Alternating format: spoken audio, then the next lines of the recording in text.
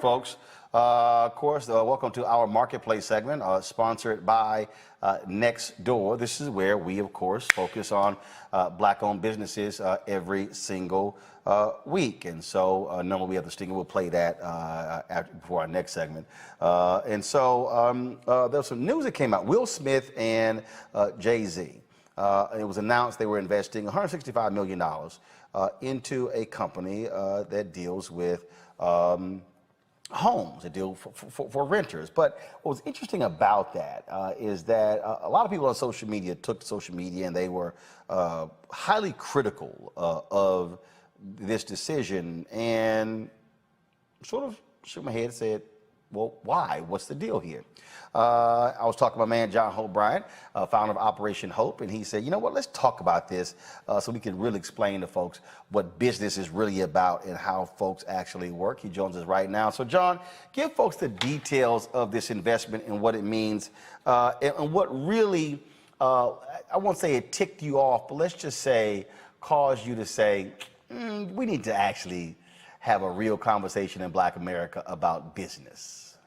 Yeah. So first of all, I love you, Roland. Honored to be a supporter of the channel, and I mean that in a material way and not just aspirationally. I encourage everybody to do the same. Was lovely to see a black-owned company as one of your sponsors. More companies need to do that.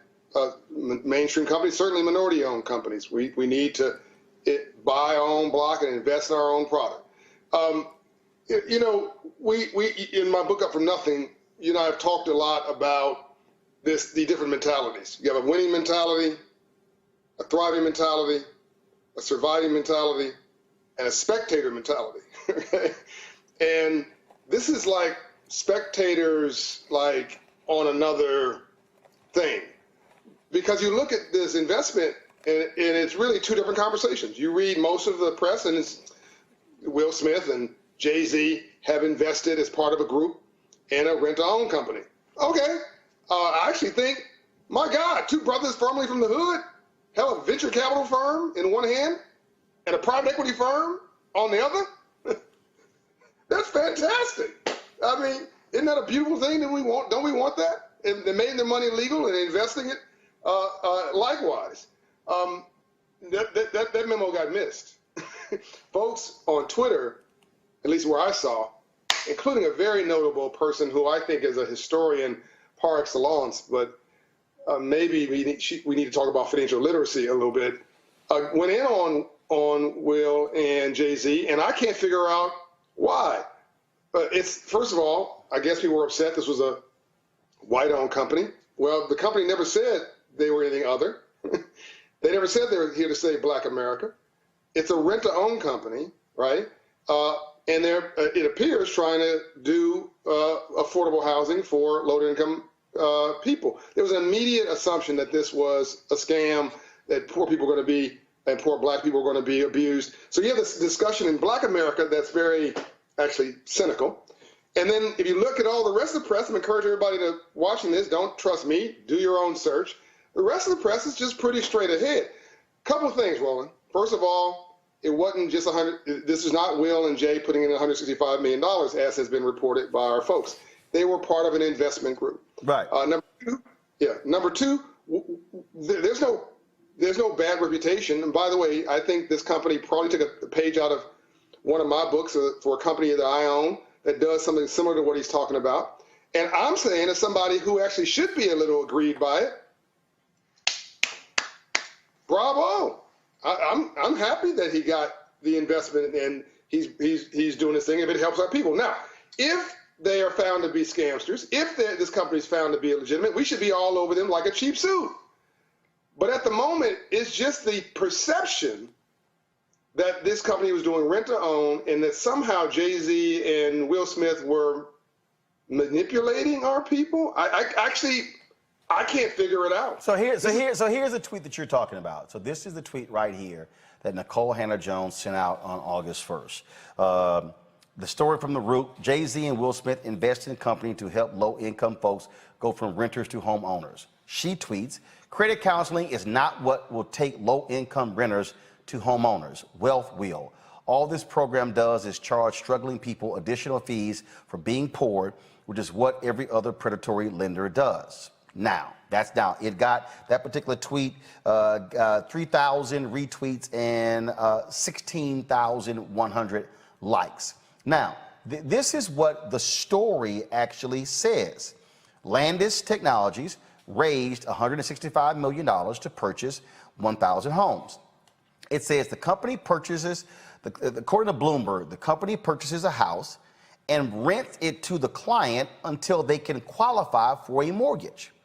The client can buy it back at a predetermined price up to 2 years after the initial acquisition.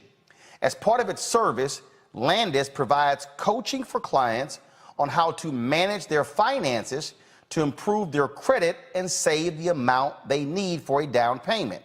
Landis sets rents equivalent to its carrying cost on the home. It also charges a fee on top of the value of the property at the time of its initial purchase. If a client isn't ready to buy the home after 2 years, Landis may offer them more time or sell the property. Now, John, first of all, according to the company, they hope to convert 80% of the people from renters into homeowners. So let's unpack this. Nicole says in her tweet, "Credit counseling is not what it will take low-income renters to homeowners. Wealth will." You absolutely disagree with that, because that's exactly what Operation Hope does. It helps people. First of all, go ahead and explain it. Yeah, that is, again, she's brilliant. We all know her from the 1619 Project. She's a historic. I don't want to disagree with her because I actually highly respect her. She's on my reading list for next week. But on this point, she's just wrong. If it makes her feel any better, I actually told Mr. Bill Gates he was wrong 2 weeks ago at a meeting I saw him at. So I'm not discriminating. On this point, she's just respectfully incorrect. It is actually my story, Roland, as you well know, that I got a financial literacy course in Compton, California. Banker came in my classroom, and I raised my hand at the second session and said, "Excuse me, sir, what do you do for a living, and how'd you get rich legally?" He said, "I'm a banker and I finance entrepreneurs." I said, "Sir, I don't know what an entrepreneur is, but if you finance them and it's legal, I'm going to be one." And that's who I am today after he gave me this incredible financial literacy course in home economics class. I now own 700 homes, just under that, from Atlanta and to North Florida. I have a portfolio of businesses, founded Operation Hope. You know the rest of the story, employing a few hundred people. Not because I have the money, but because I had knowledge in my head about money. In fact, Roland, let's flip this. If people say, oh, we don't need all this counseling thing, we just need money. Okay, I'll take all the money in the world, you and me, redistribute it to everybody in the world equally. Take the money from the top 3%, redistribute it to everybody equally. What will happen in 3 years? The top 3% will own it all over again. If nothing else changes. I'll go one step further. You win the lottery. You stop and see a homeless guy on the side of the road. You want to help them because you won the lottery. All you do is give him $1 million because you're got goodness in your heart. That's all you do. He'll be broke in 6 months. Because nothing changes here, nothing's going to change here. Wealth is a mindset. There's a difference between making money, getting paid, getting that paper, getting that dollar, want to make that money, which we are, unfortunately, as black people, overly obsessed with, and building wealth, which is what you do in your sleep. Financial literacy helps you understand that. It also, the last debate we had on your great program, this debate about home ownership, where folks say, oh, black people, we don't own the home, the bank does. What are you talking about, right? No, the bank owns the debt. And they only own a home if you default. You get the appreciation, the depreciation, which is good for your taxes. You get the write-off on every mortgage payment. We can go on and on and on. This is just a lack of understanding. Then there's good debt and bad debt, as we talked about before. So financial literacy is the one thing, Roland, we were denied. As you well know, you're a historian yourself. Freedmen's Bank, March 3rd, 1865, after the Civil War, we were given 40 acres, which was a pilot program, Field Action 15. Then we worked that so hard, we were given a mule, February 1865. The next month, Lincoln creates a bank called the Freedmen's Bank to domicile our savings, teach us about money. So Abraham Lincoln, on the occasion of our being freed from enslavement, thought the most important thing he could do was to teach us about the free enterprise system and capitalism and ownership. And Lincoln was killed the next month. Roland, Frederick Douglass thought this was so important.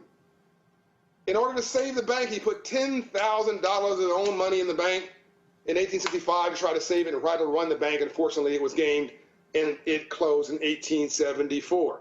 It's not like we got the memo on money and free enterprise and screwed it up. We never got the memo. So it's what we don't know that we don't know that's killing us. What we think we know. It's not like somebody gave us a memo on free enterprise and we messed it up. We keep talking about Tulsa, Oklahoma, as if it is really Wall Street. No, it didn't produce capital. It didn't issue debt. They didn't provide venture capital like Will Smith and Jay-Z are doing right now. There was no banking infrastructure. There was no systemic uplift of tens of thousands of jobs. It was a wonderful example of a normal community where you have homeowners and small business owners and entrepreneurs. It was just normal, but we want to call it Black Wall Street. This is how messed up our situation is. That should have been the case in every community in America. So John, when she says credit counseling is not what it would take low-income renters to homeowners, the reality is this, John, and y'all have done it. If you right now have, and let's just again walk people through. If you right now have a credit score of 500, and you're going to have a much higher interest rate if you try to get you a mortgage. But if you work through credit counseling, what Operation Hope does, and move that to 700, that changes the interest rate on the mortgage. So actually, the credit counseling does help you, because if you can go ahead. Yeah, and there's nothing that changes your life more than God or love than moving your credit score 120 points, all right? I mean, nothing. My mother's credit score is 854. My mother's not black, she's green.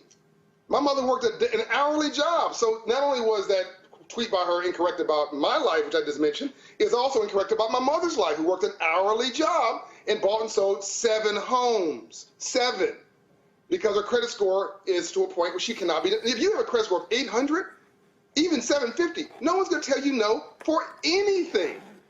By the way, all of the problems in our neighborhoods, as you know, Roland, are in 500 credit score neighborhoods, by the way, where you see a check casher next to a payday loan lender, next to a rent-to-own store, next to a title lender, next to a liquor store and a pawn shop. Andrew Young said that to live in a system of free enterprise and not to understand the rules of free enterprise must be the definition of slavery. So yes, credit score, half of black folks have a credit score below 620.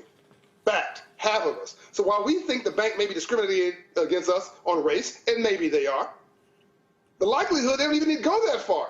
Your credit score does not allow you to buy a home at a prime rate at 600.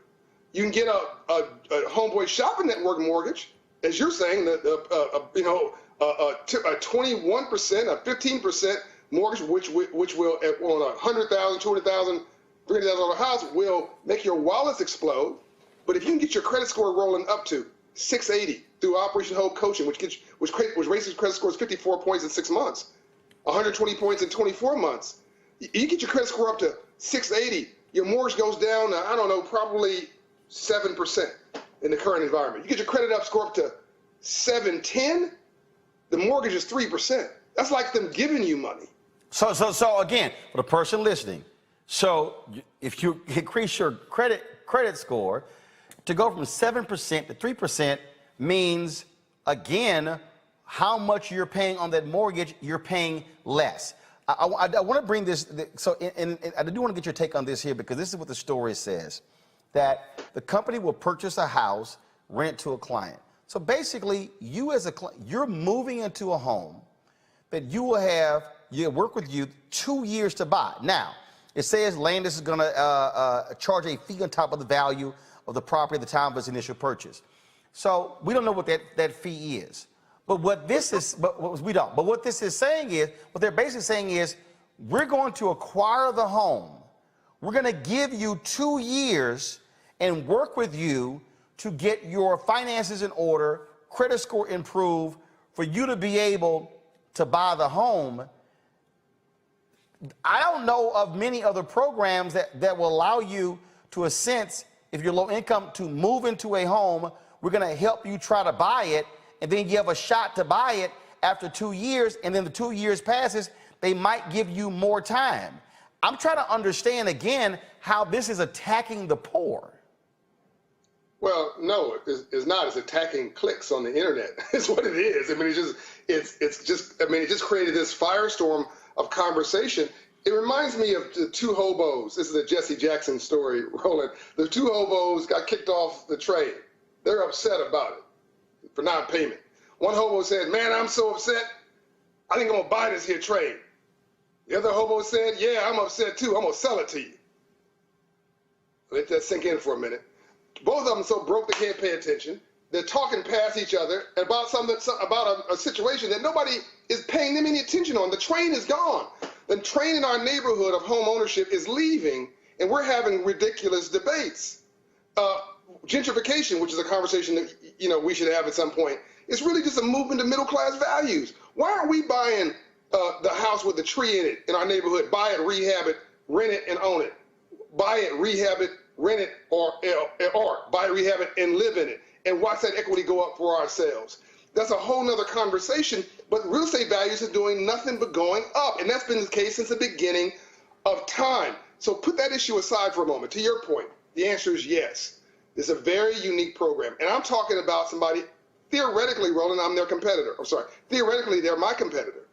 Theoretically, I could say that capital that should have gone to me, I'm the largest in the country as a minority, went to this company through two notable investors. I'm not saying that, Roland. I'm saying this. Bravo. We need as many folks out here trying to help folks come up as possible, as long as it's honorable, ethical, it's done in complete plain sight. This seems to be very transparent. I actually don't know many programs that does this. I would have done it differently. I would have, been more elegant about how we integrate the services and been more transparent. Is a credit counseling free? Mine is, and all that kind of stuff. But I do they do say, Roland, it's all up front. Here's what the price of the house is going to be. Here's what the fee is that we're going to charge you up front. Here's what the predetermined purchase price is going to be 2 years after.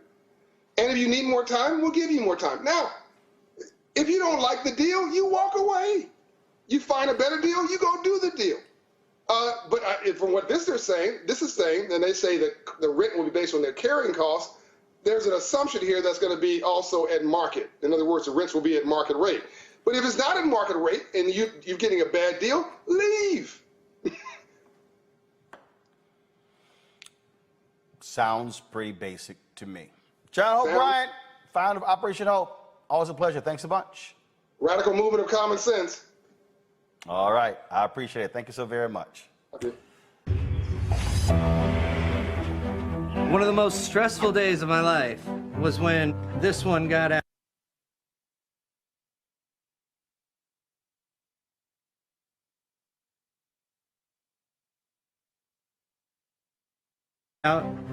I chased after her as best I could, kind of fell over and broke my wheelchair. I was able to get back home and make a post. Within about 5 or so minutes, I had 3 or 4 different people coming to the rescue. One woman stopped traffic, just drove her right back to the house for me. It was a very emotional day. Over a period of 10 years, my neighborhood went from being almost 98% black to being 98% white. So all of a sudden, oh God, I'm the suspicious looking black man. I posted on Nextdoor that I no longer felt comfortable walking in this neighborhood. The response I got was hundreds and hundreds of neighbors offering to walk with me. This experience moved me and changed the way I saw humanity.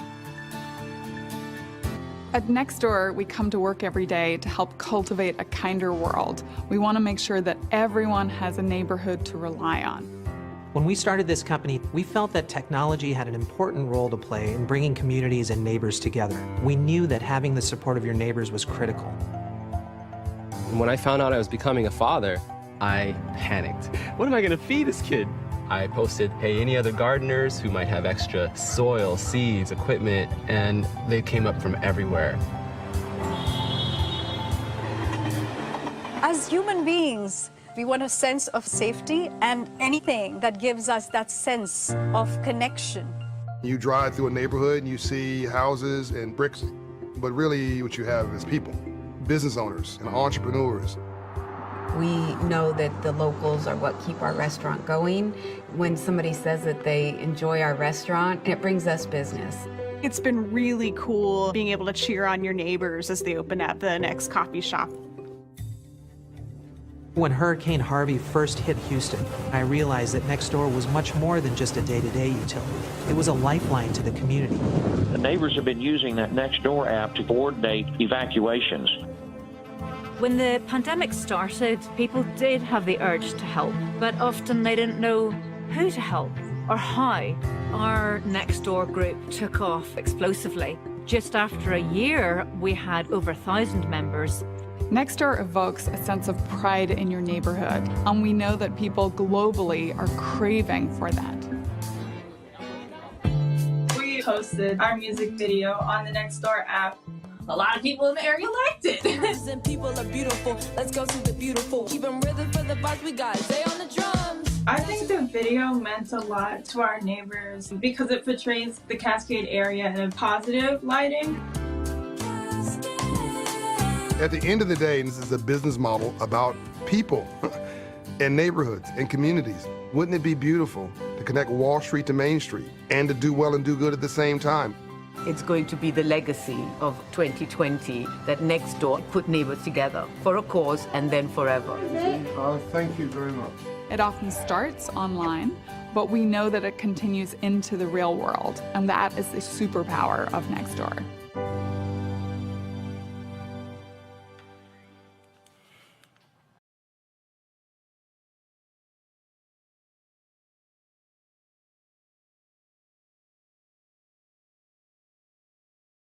Five Miami Beach police officers face first-degree battery charges for allegedly using excessive force during the arrest of 2 black men, Delonta Crudup and Khaled Vaughn. It took place at a South Beach hotel. Check this out.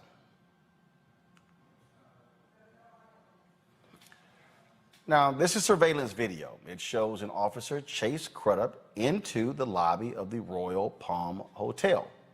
The officer ordered Crudup onto the ground at gunpoint, and then Crudup complies. Moments later, more than a dozen more officers flood into the lobby surrounding Crudup. The cops then slammed Crudup's head on the ground and began to kick him violently. Y'all, that's a lot of cops for one person. All of this happened because officers claim Crudup struck a bicycle patrol officer while driving a scooter recklessly. Now, during Monday's news conference, Miami-Dade State Attorney Catherine Fernandez-Rondo walked through what happened when officers caught Vaughn using a cell phone to record Crudup's arrest. 4 steps back with his camera. Now you see Officer Sabater running in and tackling him there.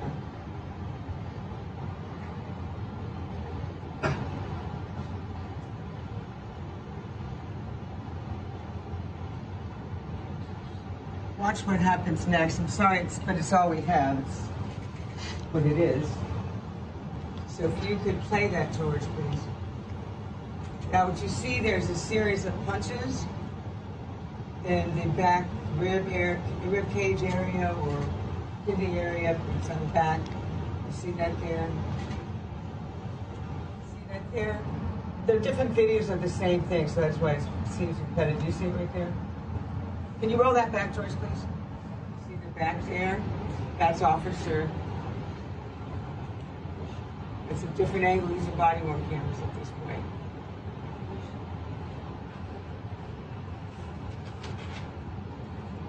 Then about 5 seconds later, I don't know if you can catch that there. See that right there? So Sergeant Perez had, who kicked him, had then, we'll see him come back around in just a second.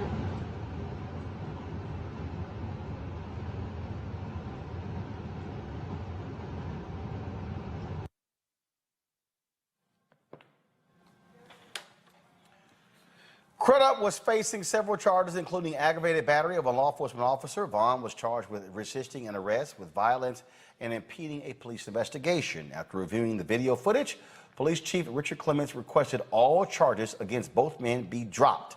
State Attorney Rondo agreed and dropped the charges. Sergeant Jose Perez, officers Kevin Perez, not related, Robert Sebester, David Rivas, and Steven Serrano turned themselves in on Monday. This Mustafa right here shows you, again, when you have thug cops, how they will attack folks, beat folks, and they thought, we're going to get away with this, but it was that surveillance video and body camera footage that actually did them in. And every single, now granted, it's misdemeanor charges, every single one of these cops should be fired, including, and in fact, the state's attorney general, the state's attorney complained that only one officer acted to pull one of the cops away, but the rest of them just stood around and watched them do what they do. All of them should lose their jobs. I agree. You know, being a police officer is a privilege, and it means that you carry yourself in that way. We see far too many instances where folks are handcuffed. They got their hands behind their back on the ground, and then people want to, you know, continue to beat on folks and to put their lives actually in danger. So this has to change. But also, you see police officers actually turn their back so they don't have to sometimes see what's going on. It's almost like some of these congressmen on Capitol Hill who say, well, I haven't seen the video yet, so I don't really know what went on. You know what went on. 21 police officers moved into that space. The gentleman was already, you know, had his hands behind his back, and they still continued to pile on. Then they started whipping on him. And then they moved to the other brother who was recording it because they're like, wait a minute, we can't have this individual actually capturing what was going on. Of course, they didn't know that there were the other cameras that were also capturing these injustices that continue to happen. And that's why if you don't want to be a police officer, then don't be a police officer, you know? But you can't have this job and then continue to do things that you arrest other people for. And that's why you deserve to lose your job. And the folks who are standing around watching and not stopping these individuals from allowing this to further escalate, they also need to be, you know, they've got to deal with the consequences of that as well. Amisha, the state's attorney said when the police chief saw the video, all he did was just put his head down on his desk. He was shocked and stunned by what he saw. It is shocking, but not necessarily surprising. It was hard to watch because as you were playing that, the guy's head was literally bouncing up and down off of the floor. You have individuals who, one, I don't know why all of those cops were called to the scene in the first place. That was a lot of people. And to the point that Mustafa made a moment ago, you have so many officers that were basically just standing around. At no point is anyone trying to stop the aggression or trying to de-escalate. Isn't that the whole point? That's what we hear in all of these cases, de-escalation. That's what you're supposed to do when you get on the scene. They came to the scene and escalated. There was not any amount of violence that was occurring before they got there. And I think that it's interesting because we always see in every case that these officers up charges when they're trying to eradicate their own culpability and their behavior. They up the charges for those who they were trying to take in. What can we expect? We've seen the body cam footage. We saw the footage that was taken from the lobby area in and of itself. This was a strike force used against two people. And I think that it was extremely egregious, but it's also, when does this stop? You quoted the chief being very disappointed in what he saw or thinking of it as unbelievable. No, sir. These are people you trained. These are people who come to work for you every single day. These are people who I'm sure this wasn't their first incident of random violence. Police officers who respond like this are police officers who, just like anyone who assaults people in real life outside of the police uniform, these are people who have a consistent time of doing so. So they need to, it's not training. It's not a training issue. We already know that. It's not a training issue because this doesn't happen to white people. It is one of police abuse against those who are black and brown. And we consistently see black men in particular getting their heads beat in by these officers. And the question is, when can we expect police reforms to actually happen? When?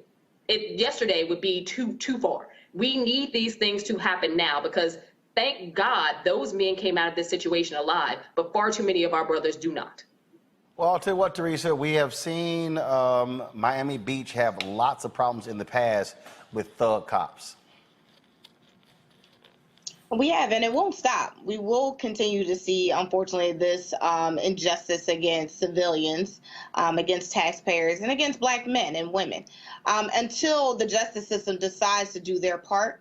And that is not only prosecuting many of the officers that we see in the videos continuously, but also reaching into their life savings, which is their pensions. So I've been a big proponent of pension snatching for those officers who choose not to understand the law when it comes to police civility and doing their jobs, because it's not like, again, when police are may be reprimanded at one department, they just transfer to another, and that violence continues and someone else is hurt, and ultimately it could lead in another lost life. So why, continuously, just move the individual from, department to department when we really need solutions from the Justice Department to do something holistically. Folks, back to that Roland Unfiltered video in just one moment. Our friends with Seek.com, they are back. Yo, this is Ziggy Marley. Catch my live performance on Seek.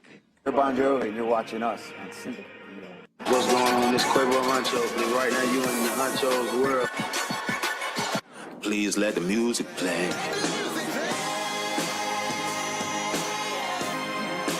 It's a black-owned company founded by Mary Spio. They, of course, have their virtual reality content that you can actually see via their app, Seek.com, but they also have the products that they actually sell. So so one of the products you can see right here, folks, is their virtual headset that you see right here, which allows for you to actually see the content. Just simply place your phone right in here, and then you can actually see a particular video. But remember, they also have the great headsets, and so this is one, and actually they've added a new color. So you saw these before. We showed you these before. They're black and white. Excuse me, they're black and gold headsets, 360-degree surround sound. And so they sent me their headsets, and I said, okay, cool. Then I opened this one, and y'all know I was like, okay, I like this one here. All gold. Now, as an alpha, I love this here. And so this is their all gold headset. And so it is absolutely amazing sound. The bass is incredible. Just go to seek.com, but use this promo code. It's RMVIP21. Now we should have put it in the lower third, please. The promo code is RMVIP21. Go to seek.com. And so when you purchase either the headset or the VR headset, we also get a cut of the proceeds, so we certainly appreciate Seek being returning as one of our partners here at Roland Martin Unfiltered. 9 months ago today, NBC News declared Joseph Biden the winner of the 2020 election and the 46th president of the United States. The 2.5 months between that day and Inauguration Day were a transition period unlike any in American history. Perhaps the only time a sitting U.S. president actively tried to overturn an election result. Even 9 months later, we're still learning just how extensive that effort was. As we mentioned at the top of the hour, ABC News reported this week that the now former Assistant Attorney General Jeffrey Clark drafted a letter to Georgia officials telling them that the Justice Department was investigating, quote, voting irregularities and urging them to call a special session to choose their own electors. Neither NBC nor MSNBC has verified those materials, but we can tell you that the acting Attorney General, Jeffrey Rosen, rejected the letter. It was never sent.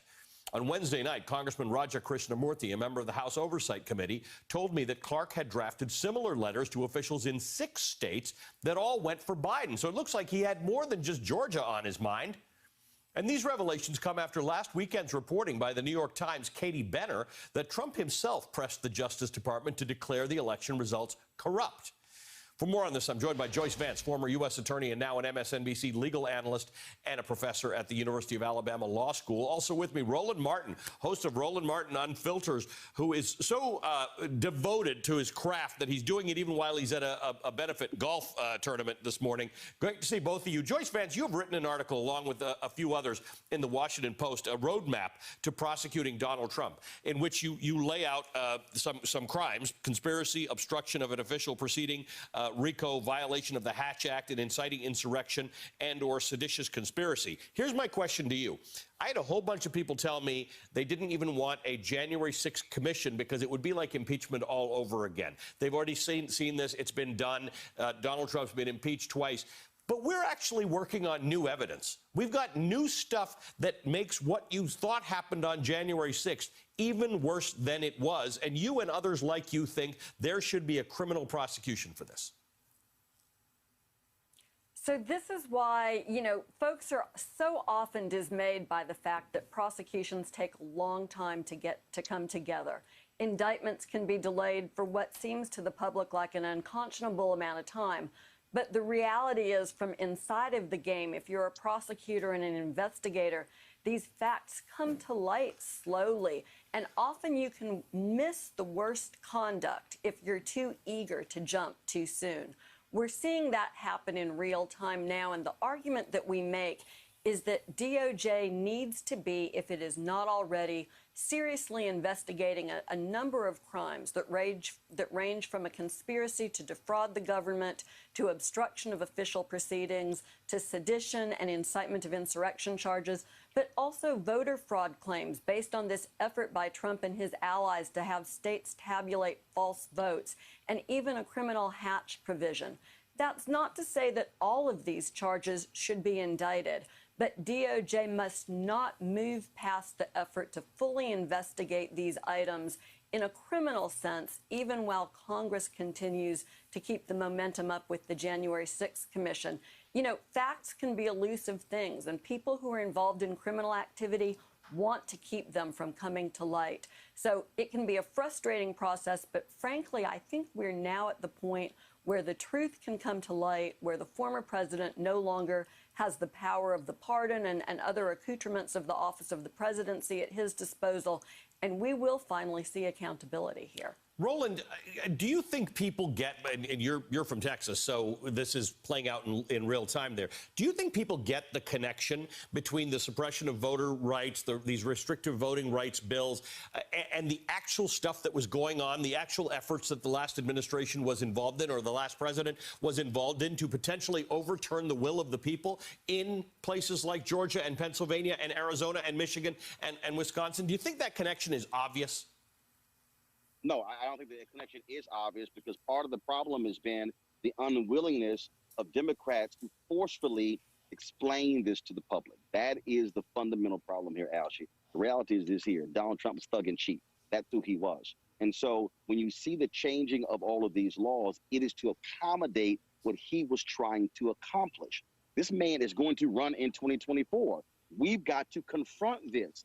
What they were engaged in was absolute illegal activity. And at some point, we have got to be willing to say this cannot happen again.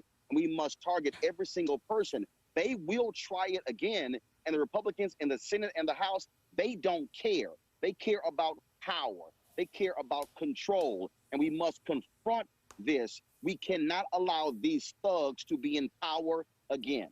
You know, Joyce, all through the president's misdeeds, we were talking about Watergate. We had experts from Watergate. We had people who had been there in Watergate telling us about the similarities. But Watergate almost seems small by comparison to what we are learning now about letters, pressure on the Attorney General, the acting Attorney General, letters potentially from the Attorney General to the state of Georgia to say, don't listen to the will of the people. There was something wrong with your election. I mean, that becomes a little harder than that weird Christmas time phone call from Donald Trump to Brad Raffensperger.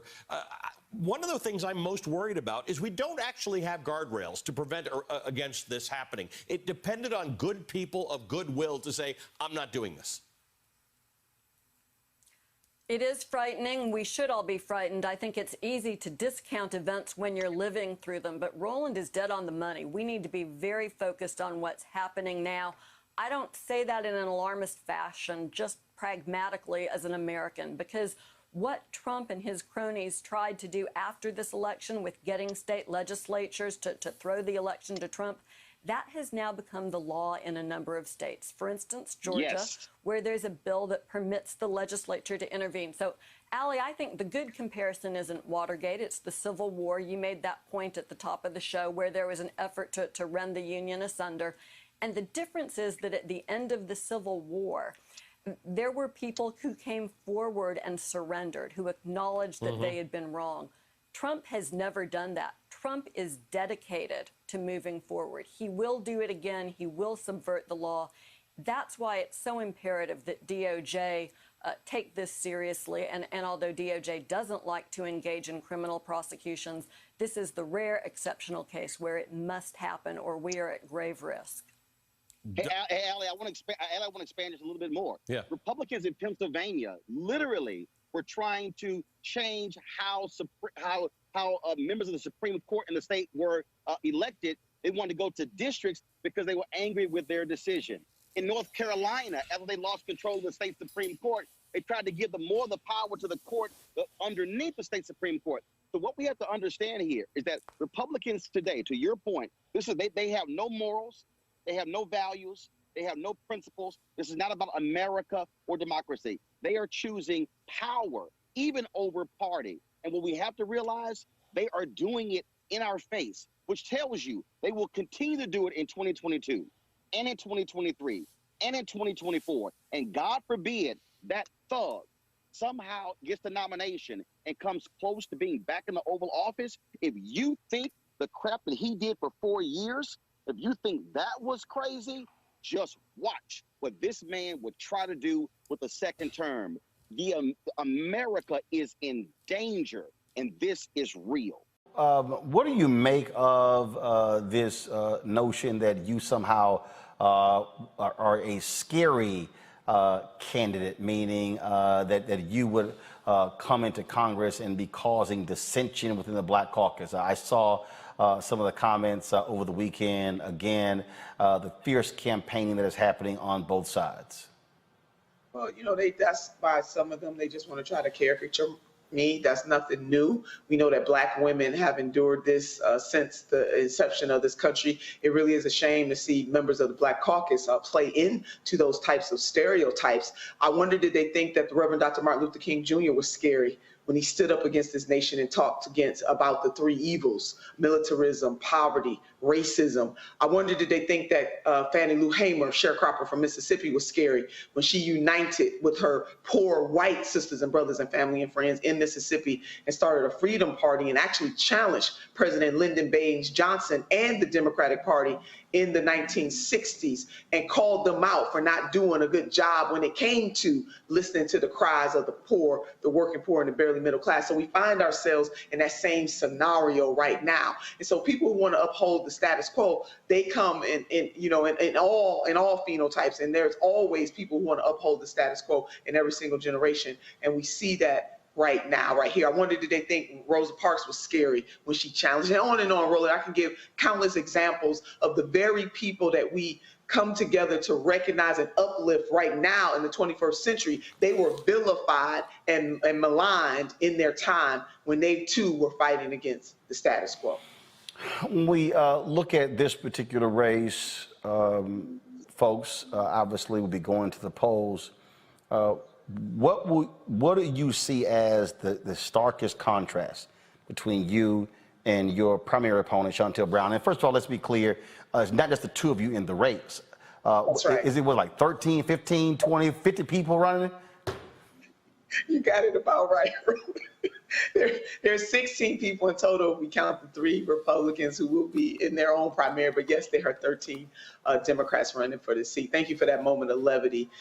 For me, I'm not just saying if something passes, I'll support it. I'm out there fighting for these things to pass. And whether that is Medicare for all, 1 million Ohioans lost their employer-sponsored health care since this pandemic. And if you add that with the crisis of people who are underinsured or underinsured or don't have health insurance at all, that comports with what the progressive movement and what I call the freedom fighter movement is pushing for.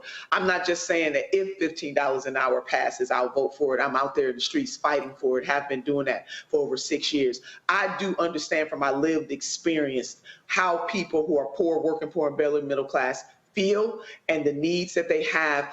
Roland, Cleveland, Ohio is the poorest city in the nation of its size. When you go and roll into Akron, 23% of the people who live in Akron are poor. We don't have time to play games. We need leaders who are going to stand up and have the courage to ask for more.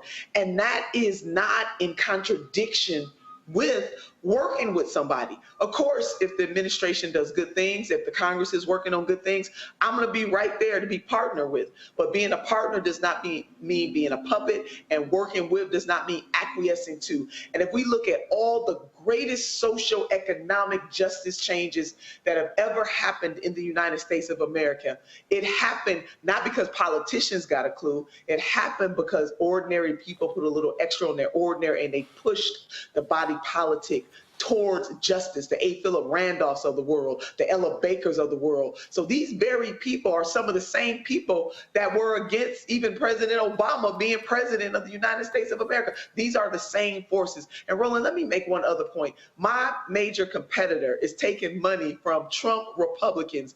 The owner of the Patriots has donated to her campaign directly, and then indirectly donated to super PACs that are coming in here with that evil, dark money to upset, disrupt, and pick their candidate instead of allowing the residents, the voters of this district to pick who they want to have. It is wrong, and if we let them win here, they're coming to a neighborhood near you.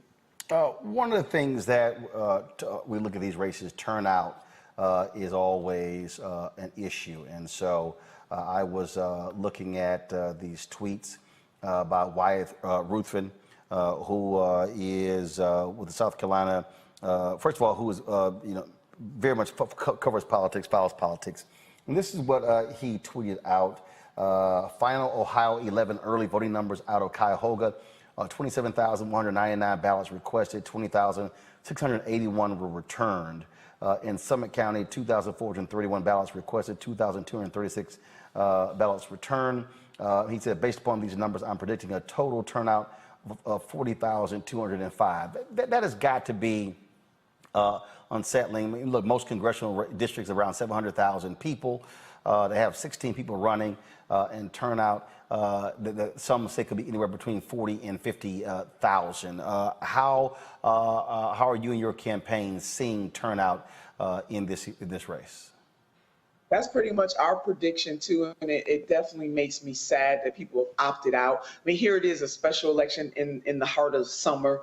Most people are not accustomed to voting in July. Early voting started on July the 7th, and the election day, as you're laying out, is tomorrow. So it's really hard for people, and especially not just having an election in the summer, but also with the pandemic raging and all of these things. So there are some compounding factors. That being said, even if we solve for those, we know that voters don't turn out in the largest numbers necessary during a special election. I want to work to continue, as I always have, to increase voter turnout. It is vitally important, Roland, that we have more people participate in the process than less. Our democracy is more robust. What people's voices out there voting is more robust. So it is sad. All of us should be sad, no matter which candidate you're supporting, that so many people are deciding not to participate in this election. And should I be the winner, I'm going to do everything in my power to leverage my national experience married with my local experience to really motivate and galvanize people to come out to vote. But we have got to give people something to vote for. So as we go into 2022, the Democratic Party would do well to heed the words of Reverend Dr. William Barber and other leaders in the Poor People Campaign, other activists across this country who are crying out saying that the people of this nation deserve more. We have the resources to give them more. Let's do that so that Democrats can show clearly by their deeds that they are different than the Republican Party and that they will deliver for the people who suffer the most in this country. Roland, I am running because of love of the community, love of the poor, love of the downtrodden and the marginalized. And I want to continue my work in the halls of Congress. Last question for you. There have been a lot of things thrown at you. A lot of people, I've seen the tweets, people who have been very upset with previous comments that you have made with regards to President Joe Biden, with regards to VP Kamala Harris, with regards to Congressman Jim Clyburn. Do you regret previous statements? Do you think you were too over the top, too aggressive, or you simply stand by everything you said before? What I regret is that some people are more focused on colorful words than focused on the suffering of people.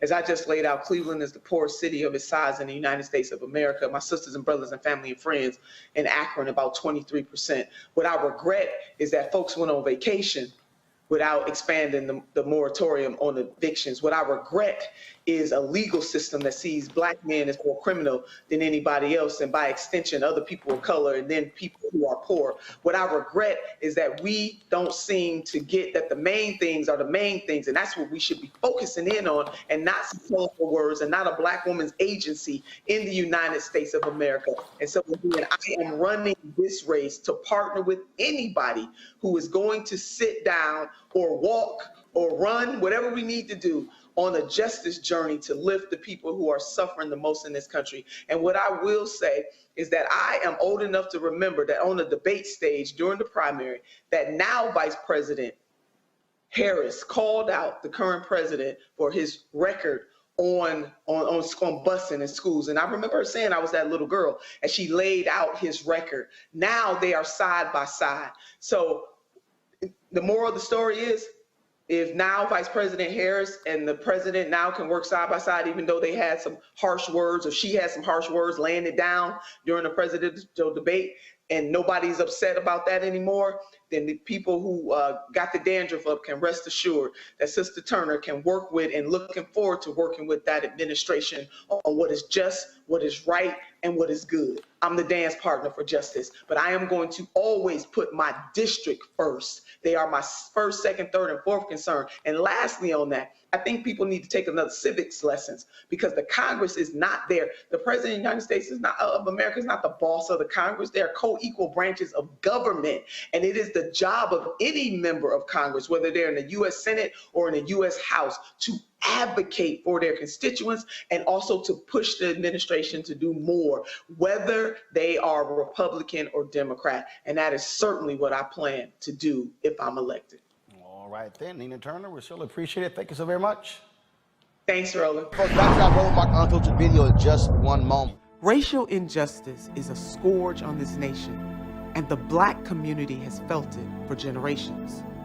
We have an obligation to do something about it. Whether it's canceling student debt, increasing the minimum wage, or investing in Black-owned businesses, the Black community deserves so much better. I'm Nina Turner, and I'm running for Congress to do something about it. Where a South Carolina police officer is out of a job after violently stomping on a Black man's head during an arrest. And this is such an unfortunate situation, folks. But Orangeburg's Department of Public Safety officer Lance Dukes faces first-degree assault and battery charges for the July 26th attack on Clarence Gailliard. Now, in this body cam video released by Gailliard's attorney, Dukes orders the 58-year-old to the ground. Moments later, he stomps on his head.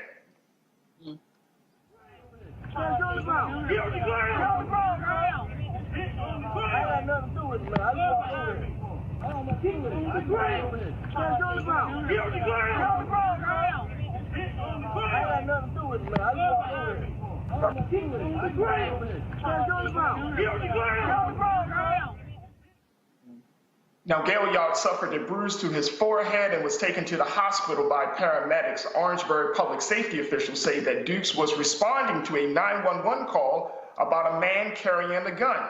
He was fired from the department 2 days after the incident and faces a maximum of 10 years in prison. Now, in this body cam video, we see it from the vantage point of another officer who actually did the right thing. Check this out.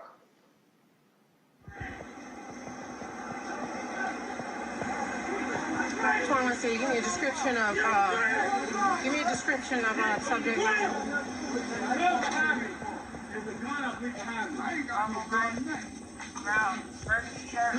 don't know you. I walked over there.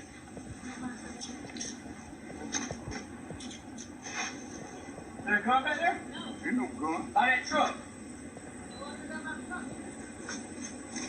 Ain't no gun. You're not listening, dude.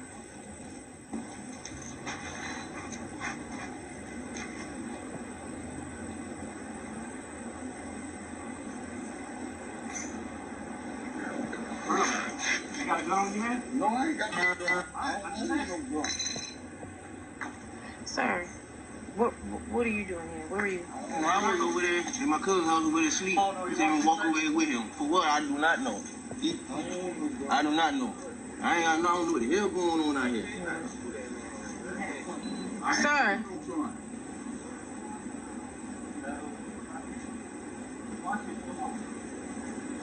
So what's your name? Where are you coming from? I was over there asleep. So what are you doing over here? My cousin asked me to come walk over here with him. For what reason? Who's your cousin? The one in the burgundy? Yeah. Okay. For what reason? I don't know what the hell going on over there, man. Do you have a gun or anything on you? No. Sir, come on. You can get up off the floor. Okay? And now if I turn around, let me pat you down, okay? Alright. What's going on? Do you know what's going on? Yup, they slammed my head down on the cement. Does he need EMS? Yeah, he need EMS? Go back to the house. I got a head trauma. Go back to the house. Yep. Yo, bust my head down. Can I get EMS? Yeah, I've been in an accident. Yep. Yo, bust my head down. You threw me down. I sure did. Yeah. No, it ain't. You ain't to throw me down like that. I'm disability. Okay. I got the head problem. Yup. You throw me down. Yup. You throw me down. Individual head has been busted. He has Yup. You bust my head. His head is bleeding a little bit on his forehead. You bust my head down on the cement. He was in front of the car when I came out. He was walking like this. And I thought it was a gun at first. I said, drop the gun, drop the gun, drop the gun, drop the gun. Had him a gun point. He's over here doing something like this. You slammed my head. You slammed my head. What he was doing is putting this up behind the tire. So he comes over right here. He got his hands in his pockets. I'm telling him, let me see your hands, let me see your hands, let me see your hands. Why you bust my head then? He wasn't listening. No, it ain't. He got then I put it like down. this right here. Then you grab me, and then you bust my head down on the cement. You bust my forehead. Kicked him on his Damn neck. right, because you bust me down on the cement. He kicked him on his Bust neck. my head down. Yeah, right here. I'm standing right here because I got out the car. Where's the complaint? We're trying to get the name of the complainant, so why is this statute giving the name? Brother Michael, I want to go back to my panel right now. Brother Michael, it's interesting and ironic that you have these two incidents, one black woman officer who is the perpetrator, and then you have this other black woman officer who is trying to make things right. You know, when we look at a situation like this, and you can see that the officer is trying to explain or trying to justify why he brutalized this brother. But at some point, I'm just starting to feel like maybe it is just the fact that that's just how police are. And that when we have these conversations about police interaction with the public, we should just say, that's what police do. Not, oh, they're supposed to do this and they're supposed to do that. No, that's what they do. That's what they do. Let's keep it in the present moment.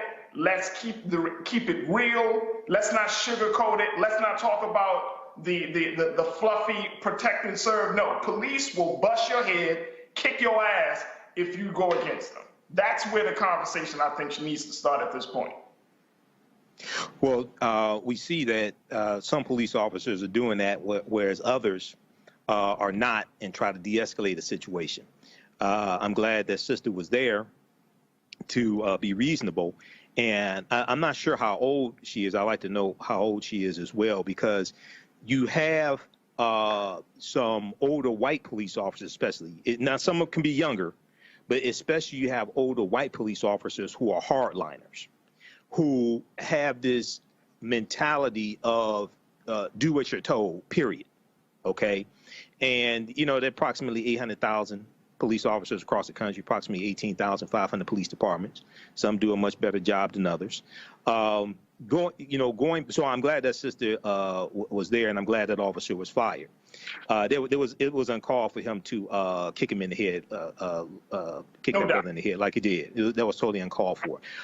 Going back to very quickly, if I could, going back to the first the first police topic that we talked about when you interviewed Attorney Al Holfeld. In that case in Chicago, that's a very interesting case because tomorrow will be the 2-year anniversary of that incident. It took place August 7th, 2019. I'm trying to find out, were any of these officers fired? Because they entered the home without a search warrant. They then lied to cover up the fact that they got the wrong house. They lied and said they saw a suspect go into the house.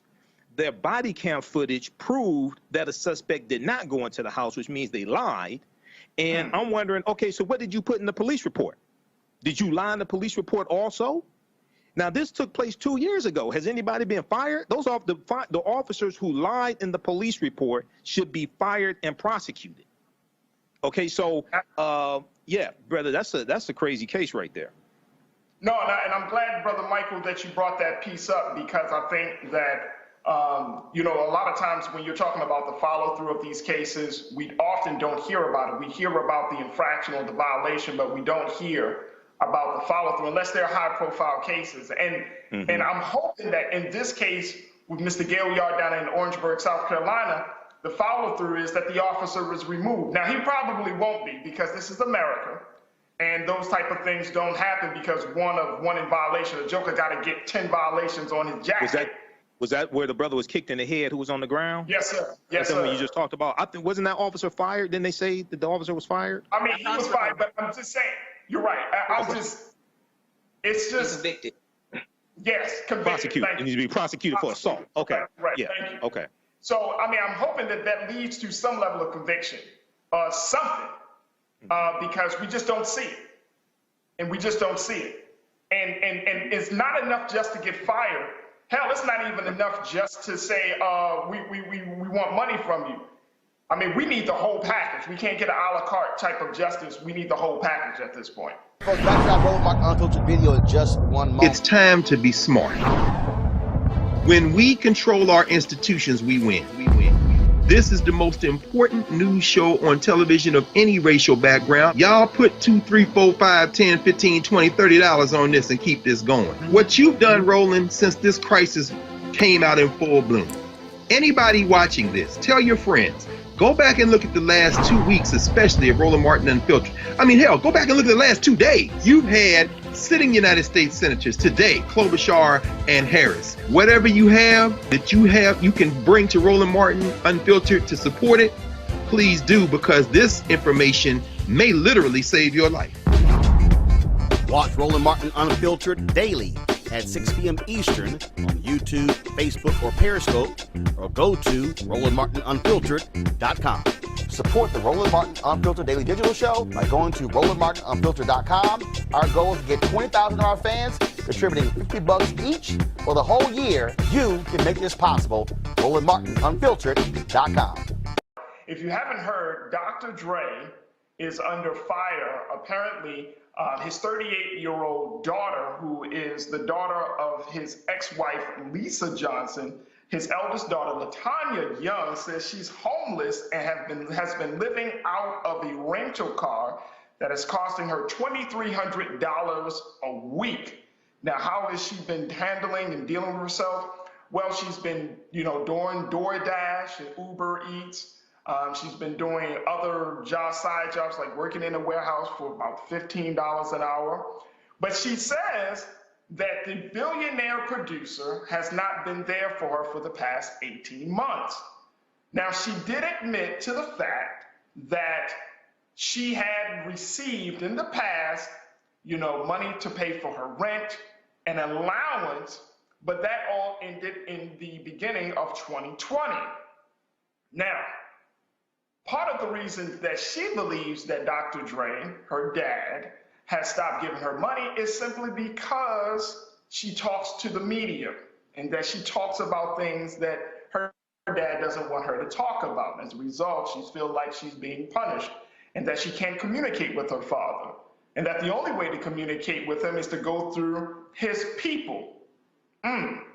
Now, I wanted to bring this issue up, and I want to get the insight of my panelists tonight, because we're asking the question, when do you stop taking care of your child? When does this growth, this stage of growth begins? And I thought this is interesting because there's still a lot of unanswered questions, Dr. Carter, when it comes to LaTanya Young and some of the trials that she has been suffering from. She is a mother of 4. The 4 children do not live with her in the car. They do live with family and friends. I don't know what the relationship has been between her mother and her, and why her mother, Lisa Johnson, has allowed her to live in a car. But see, this is a 38-year-old woman. So I'm trying to understand, is this a situation of arrested development? Is this a situation where a child is not ready to move on, or take it to the next level? What are we seeing right here in dealing with this situation, and what can we glean from it?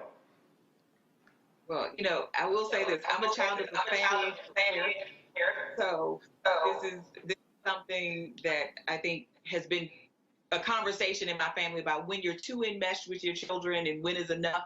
I knew at a young age that there was going to be a time when my mother would say no, but I also knew that if I fell on hard times, that I could go home. I still know that, right?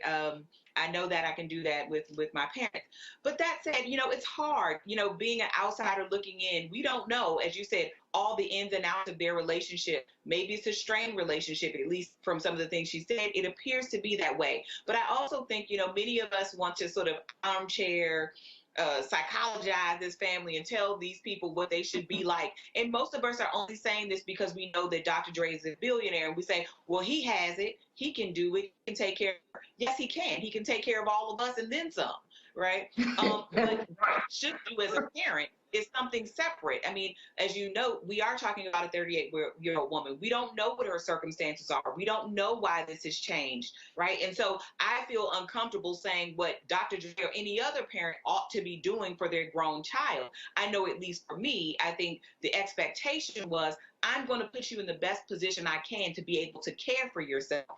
And if it comes to a time when you cannot, because of something, right, an act of God, job loss, or some traumatic event, then yes, you can rely on family. But that's my family. I can't say what this looks like for other people. And I also know that my mother had very clear boundaries around what was acceptable and what was allowed. If I'm a substance abuser and other things, I am absolutely not allowed in her home. I'm not coming to her home. That was made very clear to me. So there are limits that I think parents can put on their children, regardless of age, particularly once they are adults, about what is acceptable behavior. I think that's true for any person, right? Boundaries are always good, and you don't have to explain to people why you put those boundaries there, just that you have. So I'm not going to say whether he should be doing something for his daughter or not. I think it's an unfortunate circumstance, and I have a lot of empathy for her current circumstances, because no one should be housing insecure. No one, whether your parents are billionaires or not.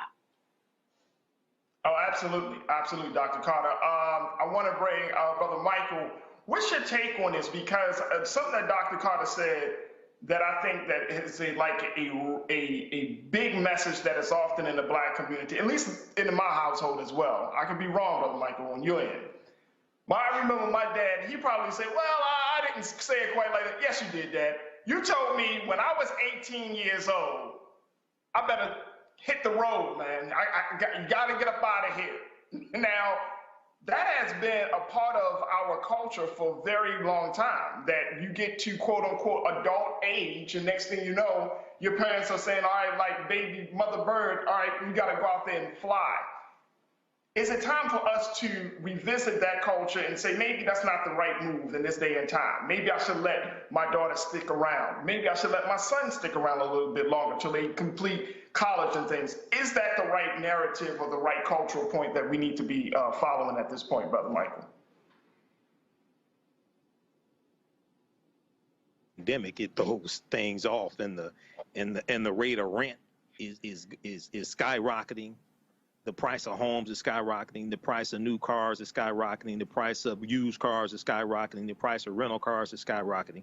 So I think right now, I mean, this is a wild card, right? What we're going through right now is a wild card. But when we look, not knowing all the details here of their situation, but just looking at the story from the Daily Mail and the Root.com, she was getting assistance from her father up until like 18 months ago or so. Right. She works at a warehouse. She makes $15 an hour. She also does Uber Eats and DoorDash. Okay. Right. She's homeless, living in a rental car. Right. She said it's an SUV that costs $2,300 for 3 weeks, and she only paid for 1 week. Okay. If you don't pay after a certain amount of time, they're going to report that car stolen, and you're going to be arrested in that car. So in a situation like this, luckily her 4 kids are not with her in that SUV. Okay. Luckily they're staying somewhere else. But this is like a dire situation. This is from what I understand of this situation, not having talked to Dr. Dre, not having talked to her, but what from my understanding of the situation is not a situation where it appears where he's giving her money right now and she just keeps blowing it and didn't pay the rent. You know what I mean? It's not like a situation where she got money and she blew it on something else and didn't pay the rent and then got evicted. Okay, she's in the car. So in a situation like this, I don't know what the relationship is like. Apparently, she hasn't talked to him in a number of months or possibly years. My daughter's 4. If my daughter was 38 in a situation like this, and I was in a situation to help her, whether we're on speaking terms or not, I don't want my daughter homeless. Okay, I don't want my daughter homeless. I don't want my daughter in a situation like this, because if something tragic happens to her, yeah, he's gonna have to live with that. Yep, there it is. There it is. Kelly, what's your take on it? I was split when I first saw it, because on one hand, you're almost 40 and it doesn't seem like you have your stuff together as a mother, as an adult, as someone in this world who, you know, by all accounts is of sound mind and body and is able.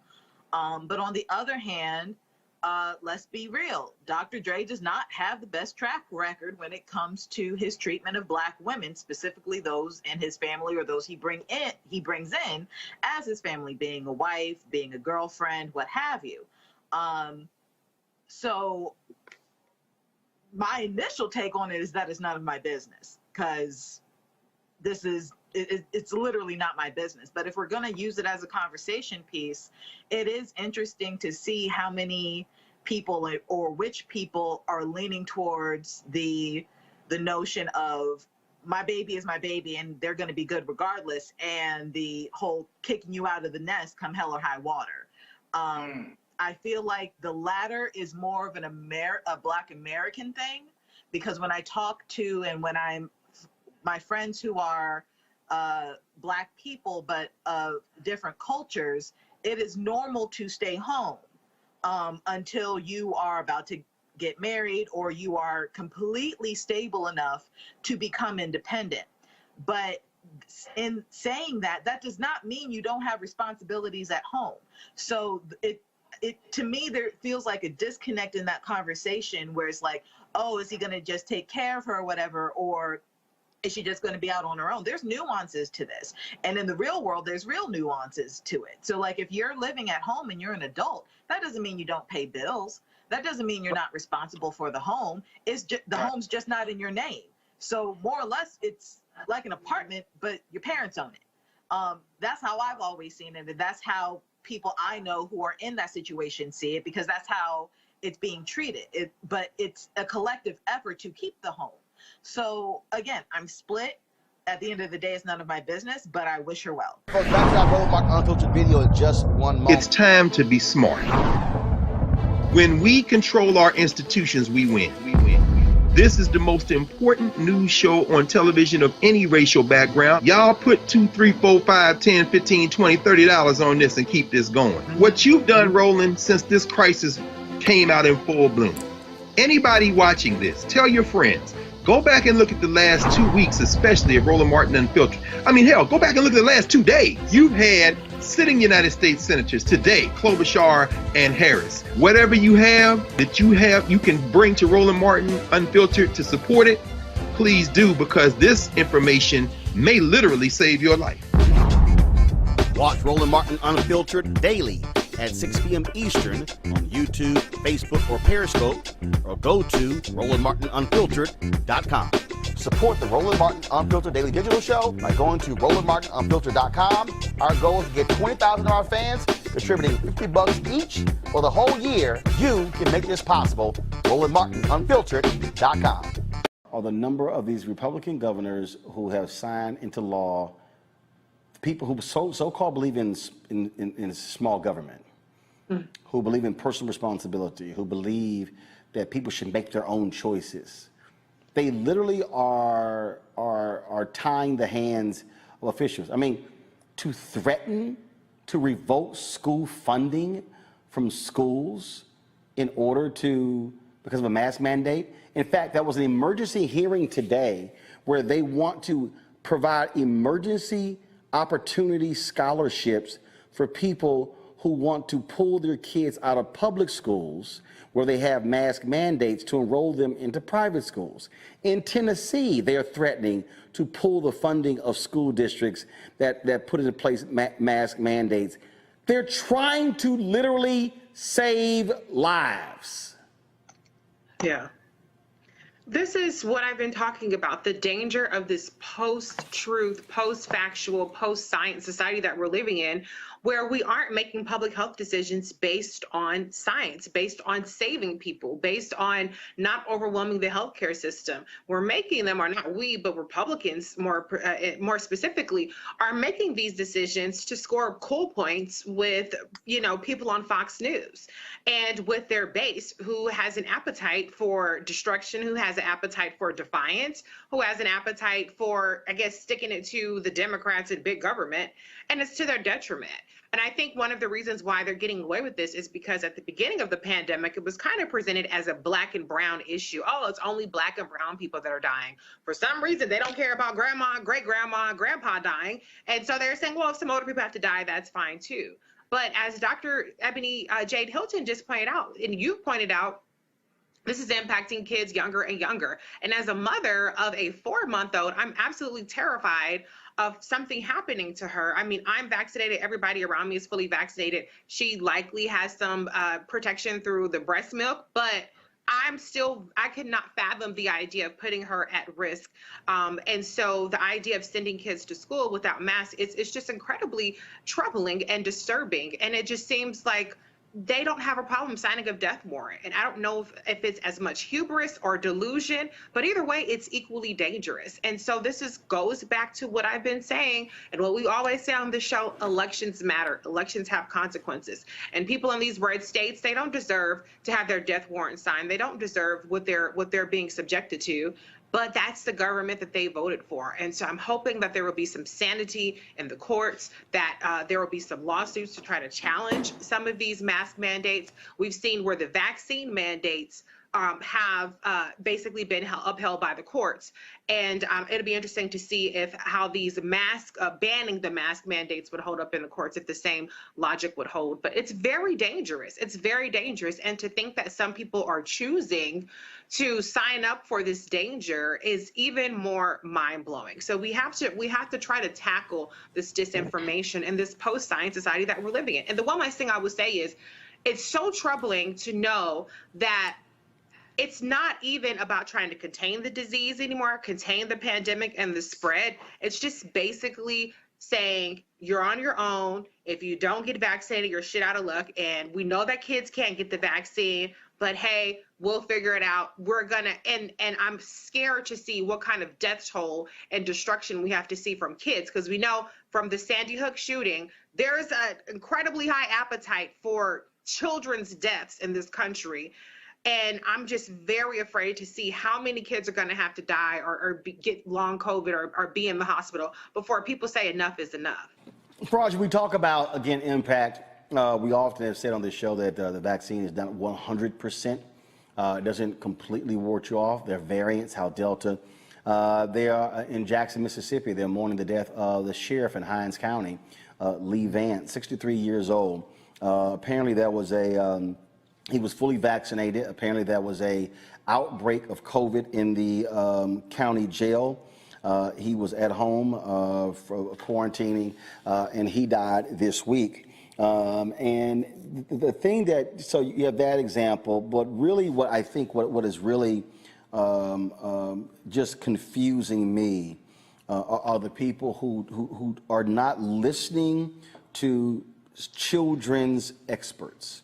People who are not listening to these doctors who specialize in children. I'm looking on Cleavon's Twitter account, and he had posted a particular video where a hospital official in Arkansas said that they had experienced a 690% increase in children impacted. But also caught me this here. 42-year-old John Ayers from Southport, England, died from COVID. Quote, he was the healthiest person I know. He thought if he contracted COVID, he'd be okay and have a mild illness. He didn't want to put a vaccine in his body, said his twin sister. Now, this is his photo. That's what he looks like.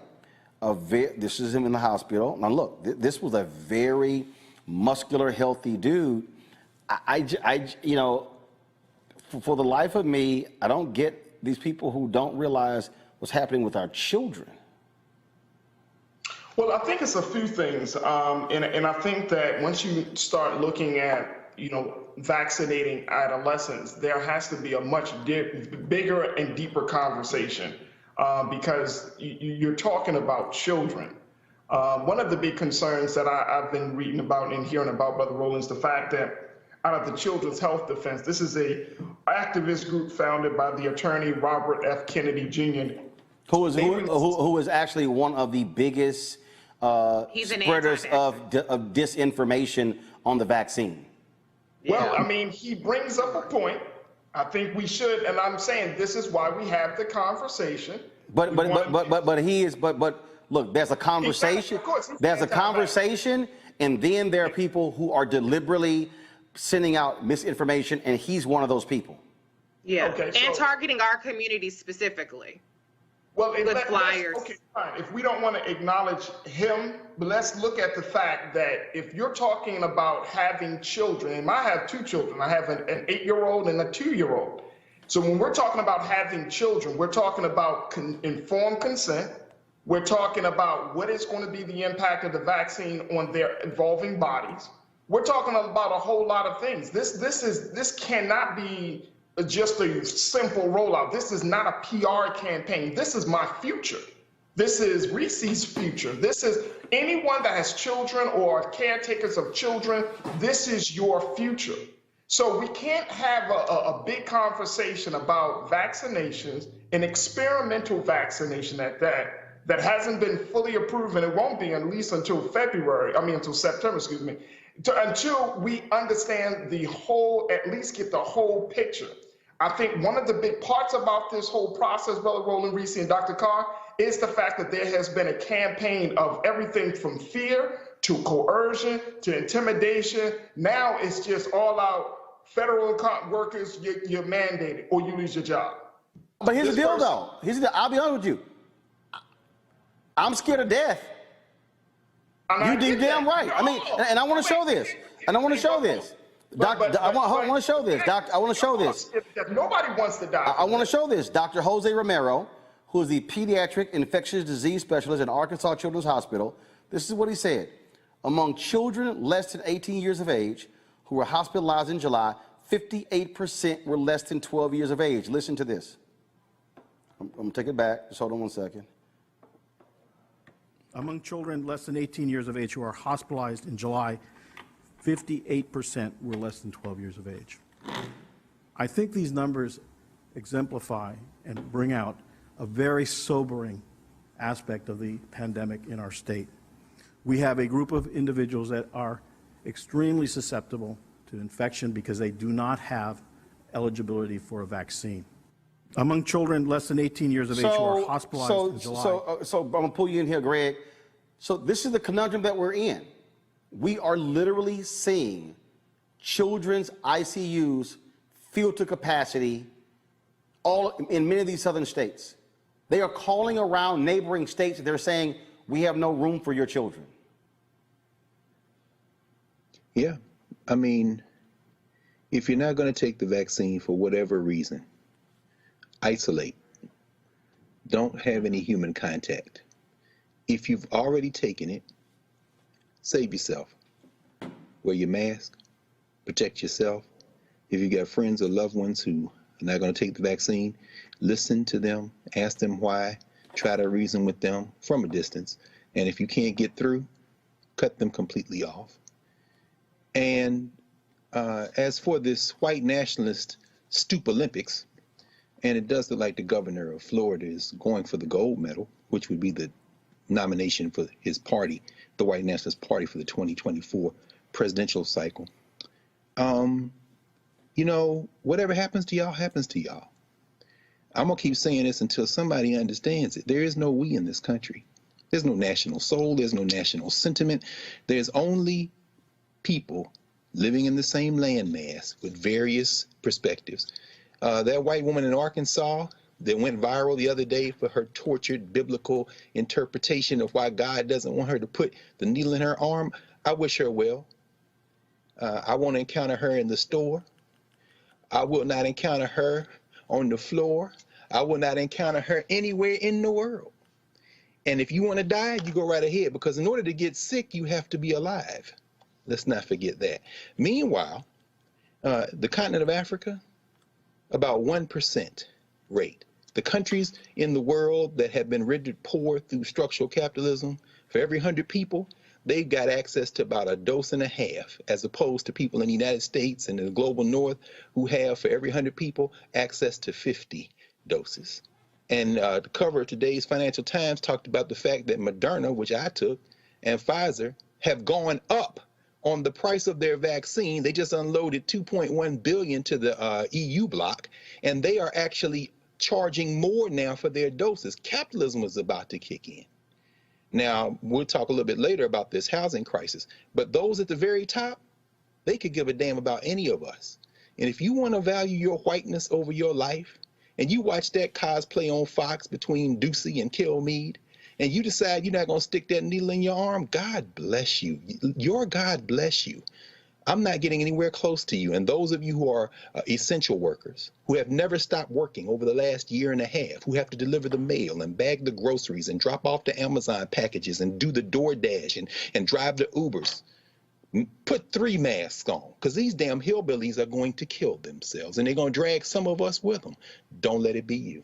Roger, you talked about some of the requirements that people are making. CNN announced that there were 3 employees who came into the office multiple times and were unvaccinated, breaking their protocols. They were fired. There are other companies who are now making those requirements. I have made the exact same thing. Employers can't just think about an individual. They had to think about all the employees, and I totally get companies that are saying, if you don't get vaccinated, you may not have a job. Well, I mean, if you're going to make that, and we have to look at the slippery slope that type of demand will possibly make. The president said on July 27th that the pandemic is continuing essentially because he calls this the pandemic of the unvaccinated. I mean, that is absolutely insane, because this pandemic was happening before vaccines even came about. So the pandemic of the unvaccinated, to create that narrative to which adds to the growing tension around vaccinations and those who are vaccinated, you're creating a war. And when you're talking about, if this gets to the point, Brother Roland, Dr. Carr and Reese, if we're getting to the point now that we're going to make vaccinations mandatory, you're going to have a real revolution in this country. And guess what? You're going to see, I'm not just talking about from black folks, I'm talking about, let me just case in point. And I think that we should all kind of talk about this a little bit more, but the USA Today, they put out this piece just a couple of days ago where they looked at this question of whether your personal freedom, what's the end of your personal freedom when you're deciding to do something for yourself, and what's the start of doing something for the common good? And as Americans, they said this, the COVID culture point, at what point should personal freedom yield to the common good?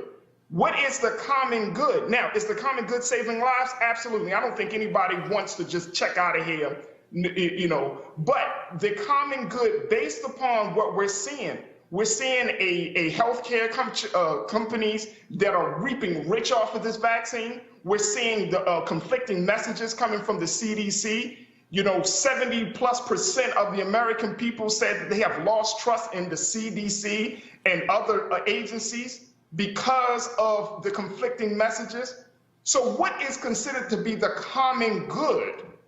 And what is considered to be personal freedom? We're not having certain conversations. We're not giving people a chance to really think about their decision making. It's just take this, take this, take this, do this, do this, do this. No, they actually, and at the same time, not giving people quote unquote personal choice. No, they are getting personal choice. But here's the deal, though. It's also my personal choice to employ you.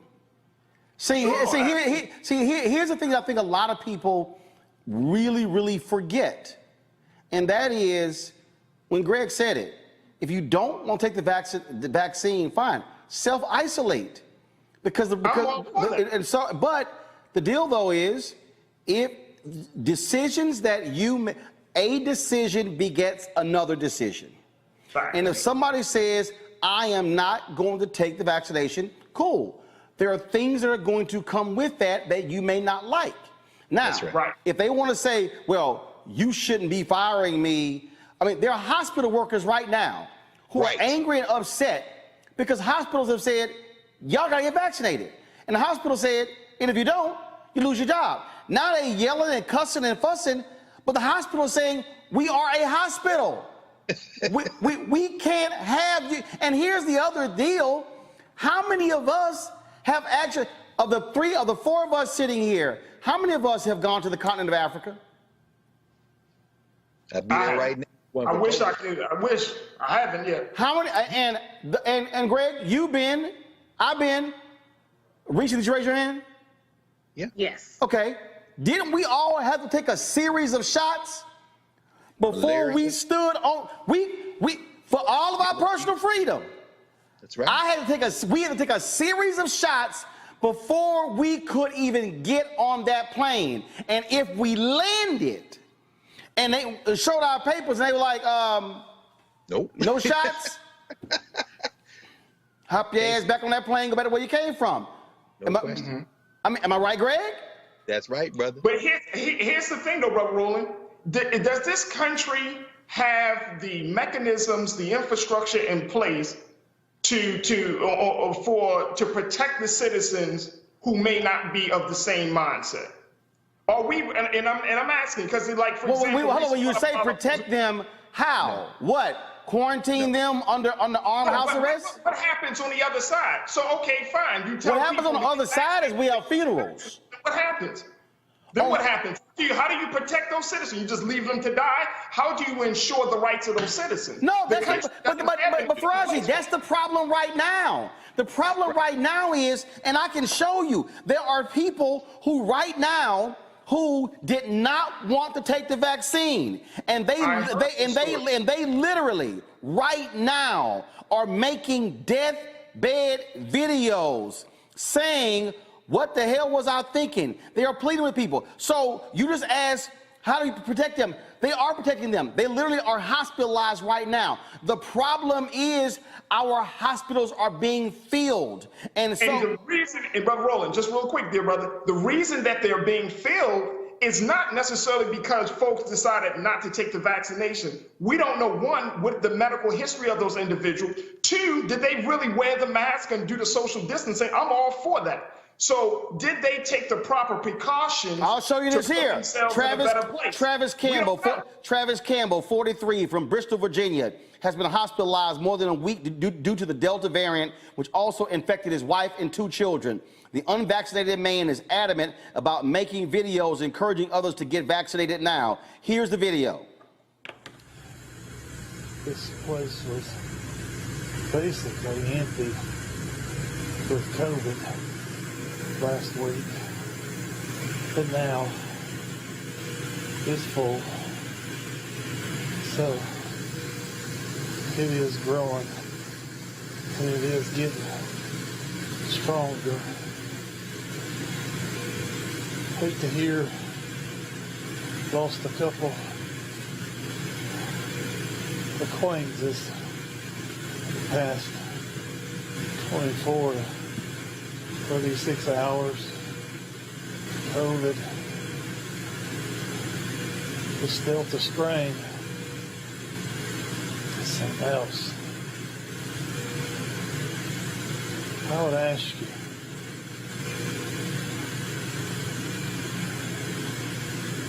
if you thought that you had to sit down and plan your goodbyes and funeral, or go get the COVID vaccine, what would you do? I'd hope to God that all my friends and family would not say, somebody hand me a piece of paper and a pen. That's a sobering thought, of which I have. Reese. No, brother. I'm sorry, Greg, go ahead. No. All I was going to say is, and I wish Dr. Hilton was back here. Matter of fact, she is. I think she just called back in. Dr. Ebony Hilton, you wanted to pop back on. Go ahead. Yes, I was going to go and try to mind my business, but I just listened to see what the panelists had to say, and I just want to speak to the gentleman. I'm sorry, I don't know your name. You mean Faraji Muhammad? Yes. For one, respectfully, words have power, and right now, what I am telling you is that words and the information that is being spoken, this misinformation, is literally killing our people. We have at this stage, compared to last year, January 2020, when before pandemic actually hit the United States in fullness, we had our first case January 20th. And since that time, 1 in every 420 Black people that were alive last January has now died from COVID-19. We have higher death rates in every single age category, including our children. This is not the time for us to go back and forth over talking points because we want to get our voices heard. Because at the end of the day, if you have not had to look at a family and tell them I'm sorry, but they are dead, then I don't need the back and forth, because what I got to tell you is we're burying 9-year-olds. 9. This has to stop. And it's one of those things that really does. If there was a miracle drug, I tell people all the time, I don't come from a medical family. I came from a single parent home. My parents didn't graduate from high school. I lived in the place that we talk about with the lack of resources. That's what I got. Free lunch. That's me. So when I think about the fact that we're already having to battle the fact that we don't have medical resources in the neighborhood that I grew up, and I know my family is struggling to even get vaccines in the first place. Literally, they left South Carolina to go to North Carolina to get vaccinated because they weren't getting it out because we got a Republican governor. I already know the uphill battle we got to fight as far as racism, as it deals with environmental racism and the toxins being poured in our air and water. All that stuff I already know. And what I am telling you is that we have young people, young, otherwise healthy, nothing in my chart. I am 20 years old. And 2 weeks ago, I had to literally bury a 20, I'm not going to say the age and the sex of this person, but a person half my age from COVID-19. We cannot afford to do this, people. I mean, and what terrifies me is that we know that if we look at where Black people live, we live in the southern states. We live in South Carolina, Georgia, Alabama, Mississippi. 50% of all Black people, we live down south. And guess where the hot spots are right now? If not the complete south. And guess where the lack of vaccine uptake is happening? In the deep south. And guess where high blood pressure, high cholesterol, and diabetes live, if not in the deep south? So guess who's going to die at higher rates? Again. So instead of it being 1 in every 400, it'll be 1 in every 200, and it is killing us. Yes, ma'am. And Dr. Hilton, this is not about talking points, and I'm wholeheartedly in agreement with you, sis, that, having those conversations with families to let them know that their child has lost the fight against COVID-19. This is not about to score any political points. But I think that we should have some deeper conversations. I mean, people are talking about the hesitancy. They're talking about not being adamant. I mean, looking at where this country is, we're looking at in terms of the medical experimentation, the history of medical experimentation on Black and brown communities in this country.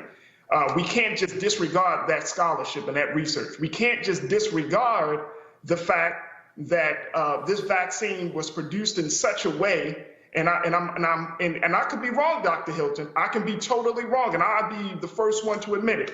But I didn't see a consortium of Black medical professionals like yourself and others coming from both America, coming from Haiti, coming from Cuba, to discuss, okay, we know a company like Pfizer, a company like Moderna, a company like Johnson & Johnson, companies that have real problems in producing sound and effective and life-saving treatment.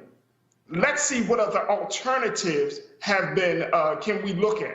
I don't know if those conversations happen. Please inform me. Let me know if those discussions were had, where we can look at it specifically for Black and brown communities, that those conversations where we can look at what are some of the options outside of these medical corporations. Wait, hold on. So you're asking, first of all, I can tell you, because we had them on, the National Medical Association, the folks at Meharry, the folks, they were very much involved as a vaccine was being developed. Now, when you say other options, please, by all means, present the other options.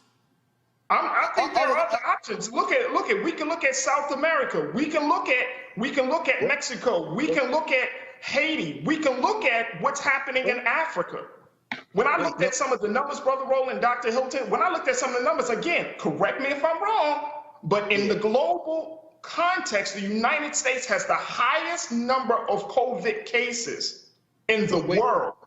Wait a minute, Faraji. I think, just today, yesterday, Tedros Ghebreyesus, who is over the World Health Organization, called for a moratorium on booster shots in the global north until vaccines are delivered to Africa. 1%. You got people who will crawl through over broken glass to try to get a vaccine in Ghana, Nigeria, even South Africa. And in terms of Latin America, that's where we've seen, correct me if I'm wrong, Dr. Hilton, the Lambda strain is coming. As far as Cuba is concerned, that's geopolitics. United States and the global north freezing Cuba out. They developed 2 vaccines, the Ebola vaccine and the Soberana vaccine, both over 90% effective. And so far, they've begun to inoculate. I think they're close to 11 million in Cuba now have taken 1 shot.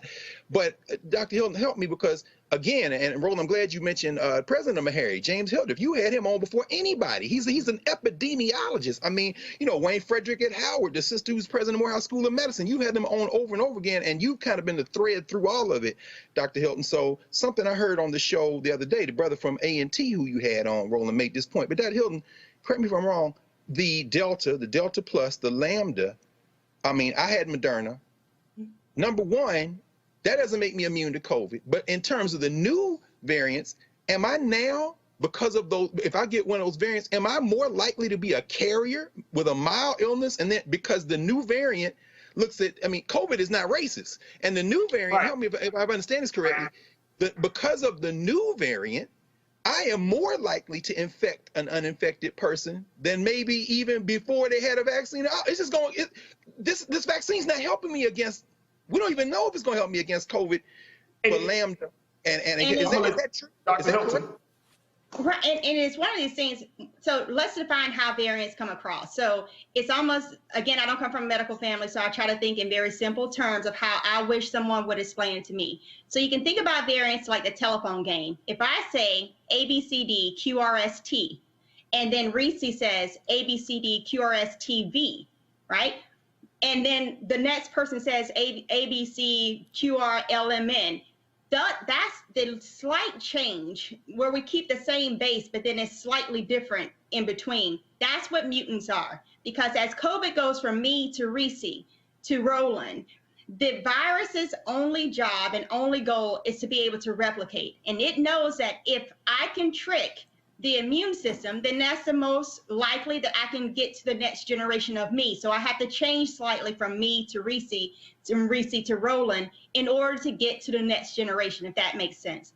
And so when you're talking about the vaccine, what we do know is that the vaccine still recognizes fairly well that ABCD. Now, it does not necessarily recognize the QRS if you throw in some other letters, and I'm hoping this is making sense to people as far as this telephone game. But what we do see is that the vaccine itself reduces your likelihood of being hospitalized or infected by 8 times, right? 8 times less likely to be infected. You're 25 times less likely to be hospitalized and 25 times less likely to die if you are vaccinated versus if you're not. Now, do we have a real threat that we're going to get a telephone game of where now instead of it saying ABCD, that it says QRS first and throws us all the way off? Yes. And the reason why we have the biggest is, again, when we were just talking to the gentleman about vaccines and he mentioned Africa, I don't know, and I think you said you've never been to Africa. I've done mission trips in Africa, and I lived in Tanzania for a month and then for 2 weeks the following year in 2013. And I tell you, that one hospital was servicing in Tanzania, Mwanza, Tanzania, the entire country of Tanzania.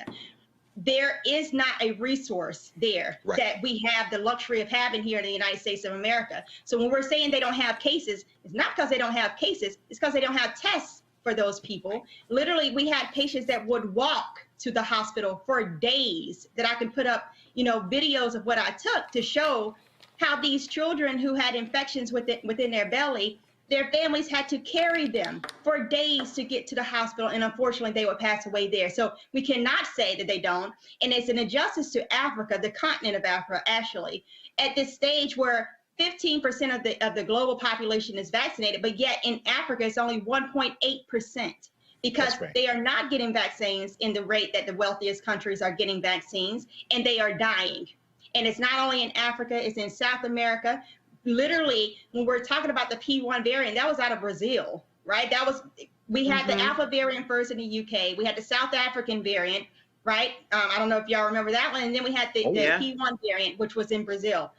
Yeah. This is not a game of, oh, well, we're only dying in the United States. We're testing more in the United States. We're not doing as many tests as we should be doing in the United States. And yes, we are able to count our deaths better because we have the medical resources that if you get sick because you don't want to get vaccinated right now for whatever reason, you can go into a hospital that's at least 20 minutes car ride from your home, right? That's not the same in every other location.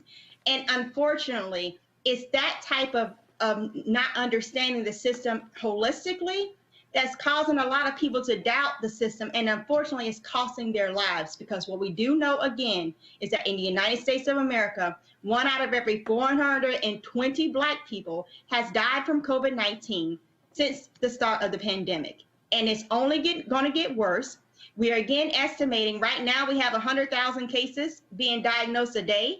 That's going to go between now and September the 1st, which is only 3 more weeks, up to 200,000 people we're estimating going to be diagnosed a day. And by October the 1st, we're going to be burying 4,000 people a day. And how many of those people are going to be Black people? And it doesn't have to be. Dr. Hilton, excuse me. I'm interested to get your take on, how do we have a conversation like this? And it's fine. I mean, we can go back and forth, but I think that it's very important that we have a conversation like this from a space of really understanding that Black folks do not trust the medical industry of America. We don't trust the medical system, right? We understand that, there are 2 books, and I'm sure Dr. Carr can go further on it. Medical Apartheid by Harriet Washington, that talks about the dark history of medical experimentation on Black people, and Acres of Skin by Alan Hornblum, which deals with medical experimentation done largely on Black inmates. So when we had that history, I mean, do we just put that to the side? Do we just say, no, it's not important because the numbers are for this is right now? Or do we just say, okay, let's figure out some other way to address this beyond a PR campaign? No, and I think we do address the history.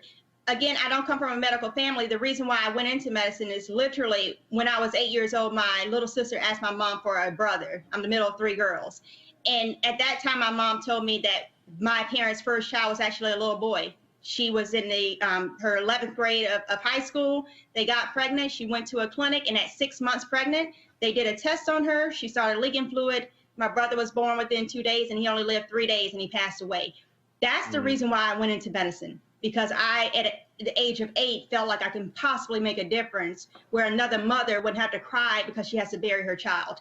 And so in growing up in medicine, I have definitely taken with everything that I am from that space. I am from that very neighborhood of where we were talking about Tuskegee, of where we're talking about, you're talking about actually with the Acres of Skin, that's the Philadelphia experiment, a prison experiment.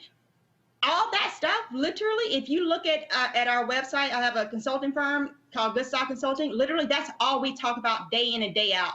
And what we are saying is holding institutions accountable. If you look at things like Tuskegee, for instance, they were withholding medication from Black people that could have kept them alive. And in this stage of COVID-19, what I ask everyone clearly is, if it was an experiment that could possibly taint you or kill you, would you see the most powerful people in our nation, white people, the president of the United States? Would you see the Lindsey Grahams? Would you see the Mitch McConnells? All of them jumping in front of us Black people who should have been in the front of the line because we had racial health disparities. But we had Marco Rubio, we had Ted Cruz, we had the Fox News support, people. They were the first ones on stage, so they could use it as a political stunt to say, oh, I'm just doing this to gain interest and to gain the support. No, they were doing it because they knew it could save their lives. And Lindsey Graham right now with his COVID positive self, if he did not have the vaccine, would likely be dead. That's the truth of what we're dealing with. So we have to look at this thing and take a step back and say, if it was this huge experiment, then would we be seeing people literally jump over you in order to get it? Because if y'all don't want it, I guarantee you there's people all around this globe, like in India, where they're burying 13,000 people a day because of the Delta variant, that would say, please give it to me because I don't want to die. And unfortunately, in the United States, between now and December the 31st, many people who are hearing my voice right now will not be here. And possibly even me, because when people are coming to the hospital, they are coughing in our face. I don't want to die either. And it's that selfishness of thought of, well, I don't want to put something in my body. But when you get sick, then all I ask for you to do is keep that same energy. Again, I'm not from a medical family. Take the white coat off. Keep that same energy then, and don't come into the hospital coughing in my face, because I want to go home to my family too.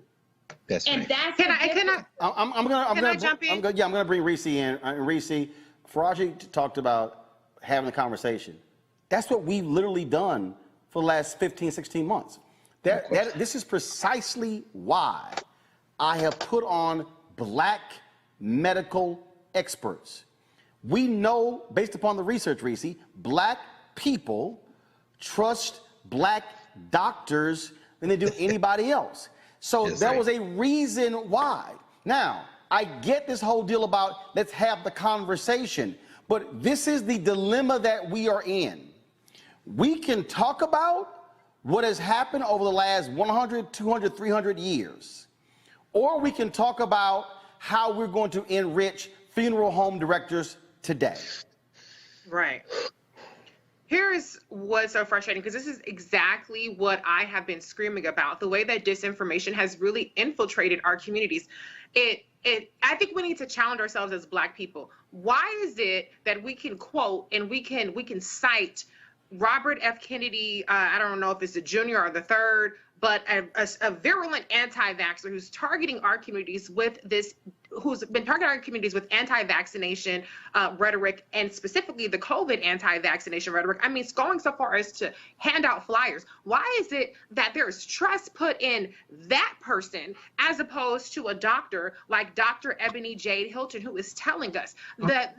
Why is it that we as Black people, not all of us, and I'm not trying to dump on you, Faraji, but this is my frustration that I've seen in our community, where I've been screaming about this. And Dr. Ebony, you know that I've been saying this because you're talking about vaccine access. And I said, we have to talk about hesitancy as well. We have to talk about the way that there is a deterrence campaign infecting our community. And why is it that as Black people, we will believe a sensational lie from a white person who wants to do harm to us than the simple truth from Black people who are trying to protect us, who are trying to get the truth out there, who are trying to save our communities? And I'm not trying to criticize you, Faraji, because I don't think that it's you alone who is repeating some of these things. But when you quote the CHD and the Children's Health Defense, that's an anti-vax organization. That is an anti-vax organization by a white man who does not want what's best for our community. Oh, no. Don't get it twisted, Reese. No, don't get it twisted. It's not about choosing. Look, I trust, and of course, Dr. Hilton is not my personal doctor, but I trust her scholarship and her medical expertise. So it's not about that.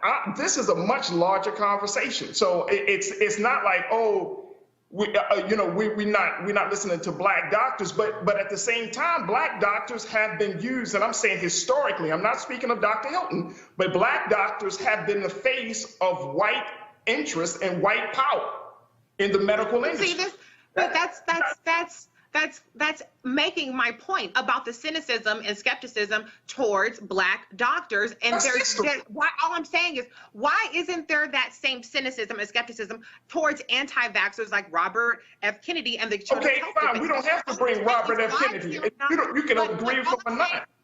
But hold on. All I'm saying is, why is there not equal, if not more, skepticism and cynicism towards the people that are actually trying to harm our community, that are actually trying to make it so that 1 in 420 Black people becomes 1 in 200 or 1 in 100? Why is there not the same level of scrutiny and cynicism towards those people? Those are the people who are actually trying to harm us. That's what I'm saying. If you want to be, if you want to be skeptical of anybody, I'm all for being critical. I'm all for getting the facts. I'm all for doing the research. But what I find as a trend, and it's not exclusive to COVID-19, it's in politics, it goes across the board, is there's data that is contrary to conventional wisdom, that is uncritically ingested, indoctrinated, and regurgitated, and then you have the actual facts on the other side, and the people that are trying to give the facts, people like Dr. Ebony Jade Hilton and a number of Black experts, as Roland has had on the show, are the ones who are tools of the white agenda, and they're the PR campaign. The PR campaign is the Children's Health Defense Fund. That's not a medical organization.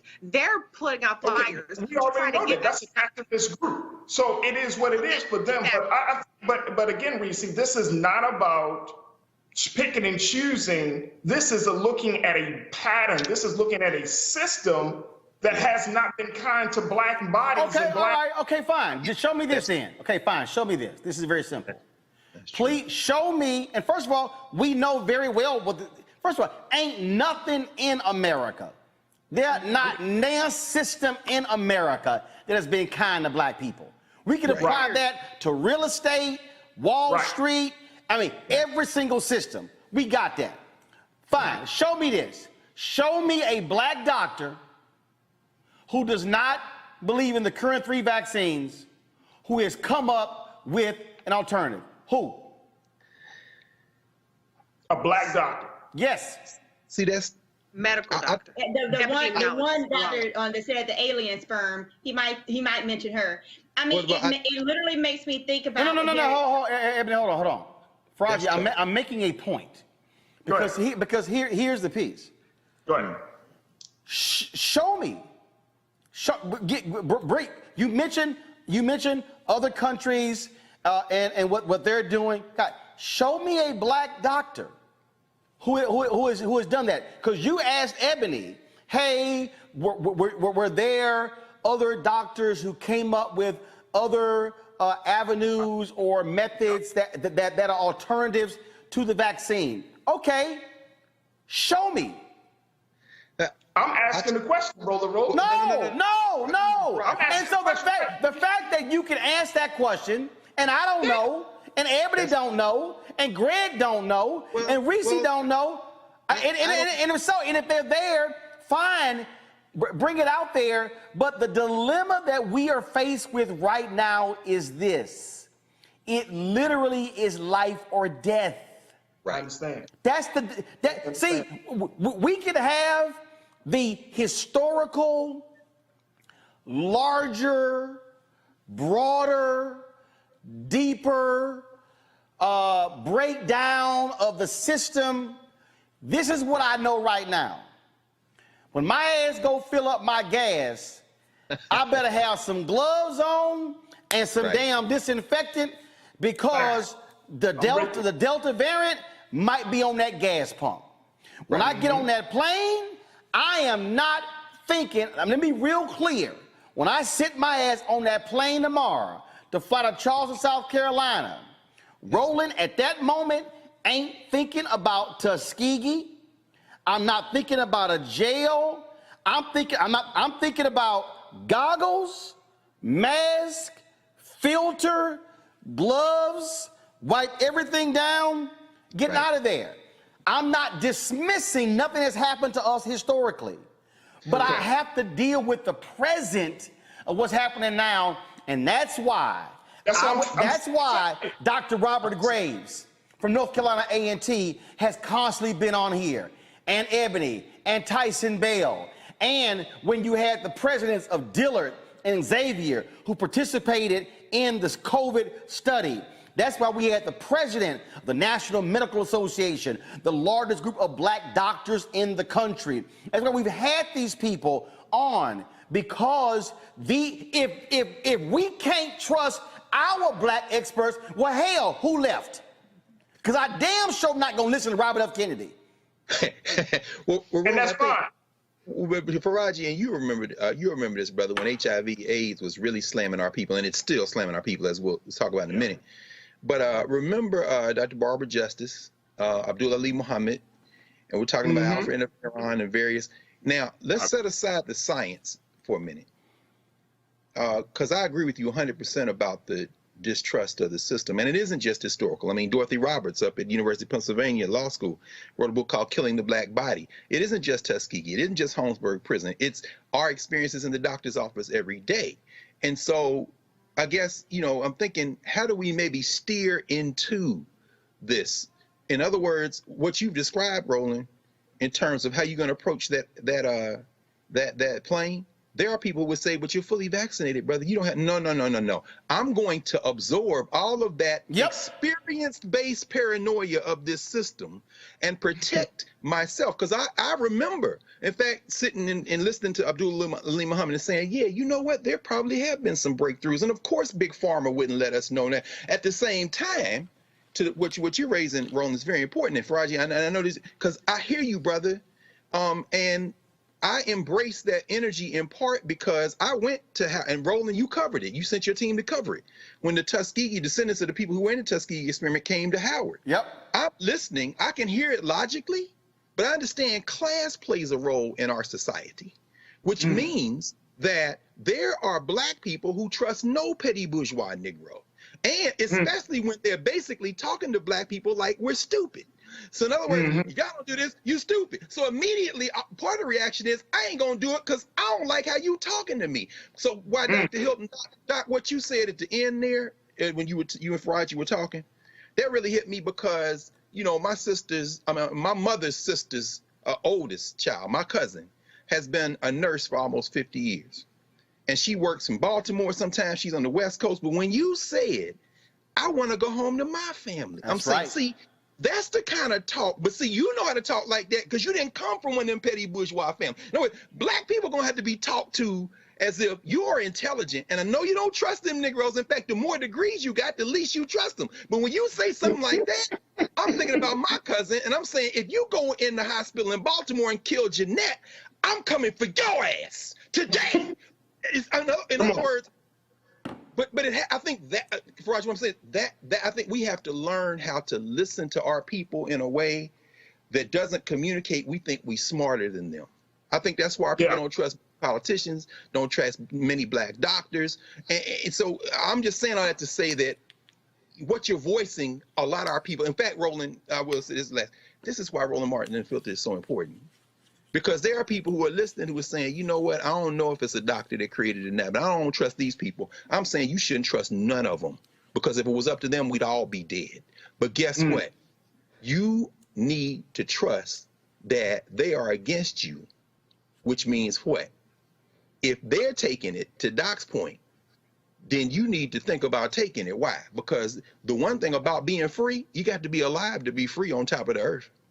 And that's why when Dr. Ebony Hilton and Dr. Tyson Bell, when they purposely, when they got the shot, they shot the video, they documented everything, talk about that, why y'all did that. Other black doctors did that because this is real simple. If Dr. Ebony, you ain't trying to sit here and put something in your body that's gonna screw you up. Right. Right. And literally, I was the very first person at UVA to take the vaccine, and I wanted them to videotape it. And then I did YouTube videos of showing me the days after, because I don't come from a medical family. I completely understand where the mistrust comes from. And I wanted it to be one of those things of people could see by my example. I wouldn't do something to myself that could potentially kill myself. I mean, I love life. And I didn't feel that it would be right of anybody in the medical profession to ask someone else to do what they wouldn't do themselves. And so, like I said, I completely get it. I think, and I apologize if I came out as being kind of harsh and blunt, because it literally. No, you ain't got to apologize. No, keep it real. Keep it real. I do think, it's by the grace of God, my immediate family has not died. And I literally think about that all the time. Same here. So how do we get past this point of needing more and more data when the data is already there, and we're trying to find data that proves our how do you say it, that gives our anxiety a home. And at this point, every day that we are trying to find that home space for that anxiety, 600 people are dying from COVID. And it's going to find itself to your door just because the Delta variant is literally, the viral load of the Delta variant is 1,000 times higher than the original COVID. It is not something that you can just say, oh, I'll be okay. And even if you don't die, I have a mentee who is a young Black woman. She's in her mid-20s. She hasn't been able to taste or smell since January. And what does that mean when your brain no longer works in the same way? She is 26. What will her life look like when she's 40 or 50? Will she develop Alzheimer's at a younger age? We don't know. But we do know that that part of her brain is now scarred in some kind of way. That's scary. And you don't have to go through that. Wear your mask, get vaccinated. Don't go to Lollapalooza and things like that. It's not worth your life to have 48 hours of fun. We're just trying to get through this together. That's all. All right, Dr. Can I say one more? Reese, go ahead, the final comment. Okay, let me just talk to the audience right now. Here's the thing, my people. I understand the hesitancy. I understand the mistrust. What I want to warn you about is that there is a campaign to use that mistrust to further damage our community, our lives. They are playing on that mistrust. There's a campaign through foreign interference, through social media, through organizations like the Children's Health Defense Fund that mean us harm, that are utilizing our well-warranted mistrust to damage us even further. And so just at least keep that in mind when you're seeing some of this anti-vax information. It is your choice. It is your choice. But I will say, in terms of medical racism, Black women have the highest Black maternal mortality rate. We do have the benefit. I know many Black women that have decided to do home births, that have decided to get doulas. That isn't as much an option with COVID. I had a standard C-section in a hospital. There are alternatives to counter that medical racism. The government is telling us the only thing you get is the vaccine or a ventilator if you get the thing, or body bag. Good luck, bitches. So you make the decision whether you want to throw your lot in with the vitamins, with the disinformation, with your immune system being in perfect health, or if you want to give yourself a little bit more of a chance with the vaccine. It's up to you. But the government is saying that's it. The pandemic of the unvaccinated means if you don't get the vaccine, don't say shit to us. That's what the government is saying, and that's what the employers are saying. And so that's your choice to determine which side you're going to be on. Dr. Ebony Hilton, I'm going to say thanks for a second time since you decided to come back on, watching the conversation. I certainly appreciate it. Thanks a lot. Thank you. Y'all be safe. All right, we're going to go to a break, and during this commercial break, we're going to show you, this is not all of the experts, but you're going to see, because I need y'all to see what we've been doing, okay? We have not, and this is no shade to anybody, we ain't been having Black entertainers on here talking about COVID, the vaccine, and your health. We ain't had no rappers, no ball players, no actors, no. We've had real experts on this issue. When we come back from this break, we're going to talk about the eviction moratorium and talk with a Black real estate expert on what this means for African Americans. You're watching Roland Martin Unfiltered. Every single night, we've got some of the top Black experts. You're not going to see them on cable news or broadcast news because you swear Black people aren't experts when it comes to this health crisis. That's why we have this show and why we do what we do every day on Roland Martin Unfiltered. Joining us right now is retired General Russell Honore, the nation's first black Surgeon General, Dr. Joycelyn Elders. John Hope Bryant, he's the founder of Operation Hope. Senator Kamala Harris of California, Dr. Sadrina Calder, retired General Lloyd Austin, Congresswoman Karen Bass, Commissioner Omari Hardy, Bureau President in Brooklyn, Eric Adams, Dr. Joseph Graves, America's Wealth Coach, Deborah Owens, Dr. Corey Abear, Patal Saul, Howard University student, Pastor Jamal Bryant, Dr.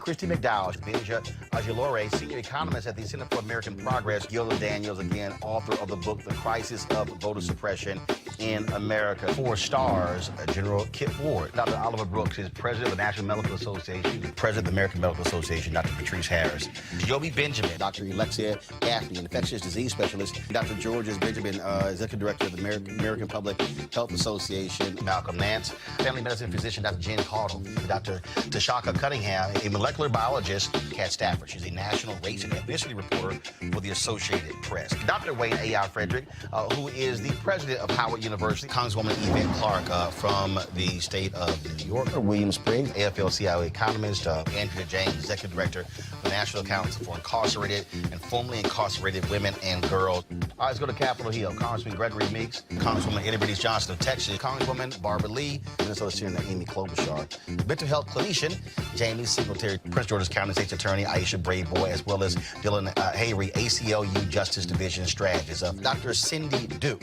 she is a virologist. Principal Steve Perry of Capitol Prep. Health and wellness specialist Dr. Yolandra Hancock. Desmond Meade, president of the Florida Rights Restoration Coalition. Cliff Albright, who is the co-founder of Black Voters Matter. Michael Harriot with the Root.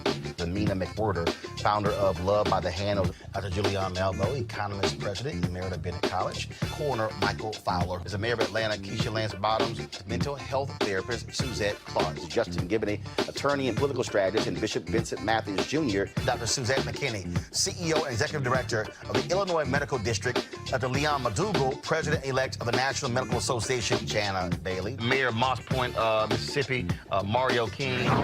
We're going to keep driving this thing to make sure our people are fully aware, safe, protected from coronavirus. You get the top medical experts, the top business experts, top political experts, top religious experts, because that's why we do what we do. Unapologetically and unfiltered.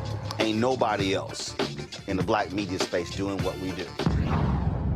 Watch Roland Martin Unfiltered daily at 6 p.m. Eastern on YouTube, Facebook, or Periscope, or go to RolandMartinUnfiltered.com.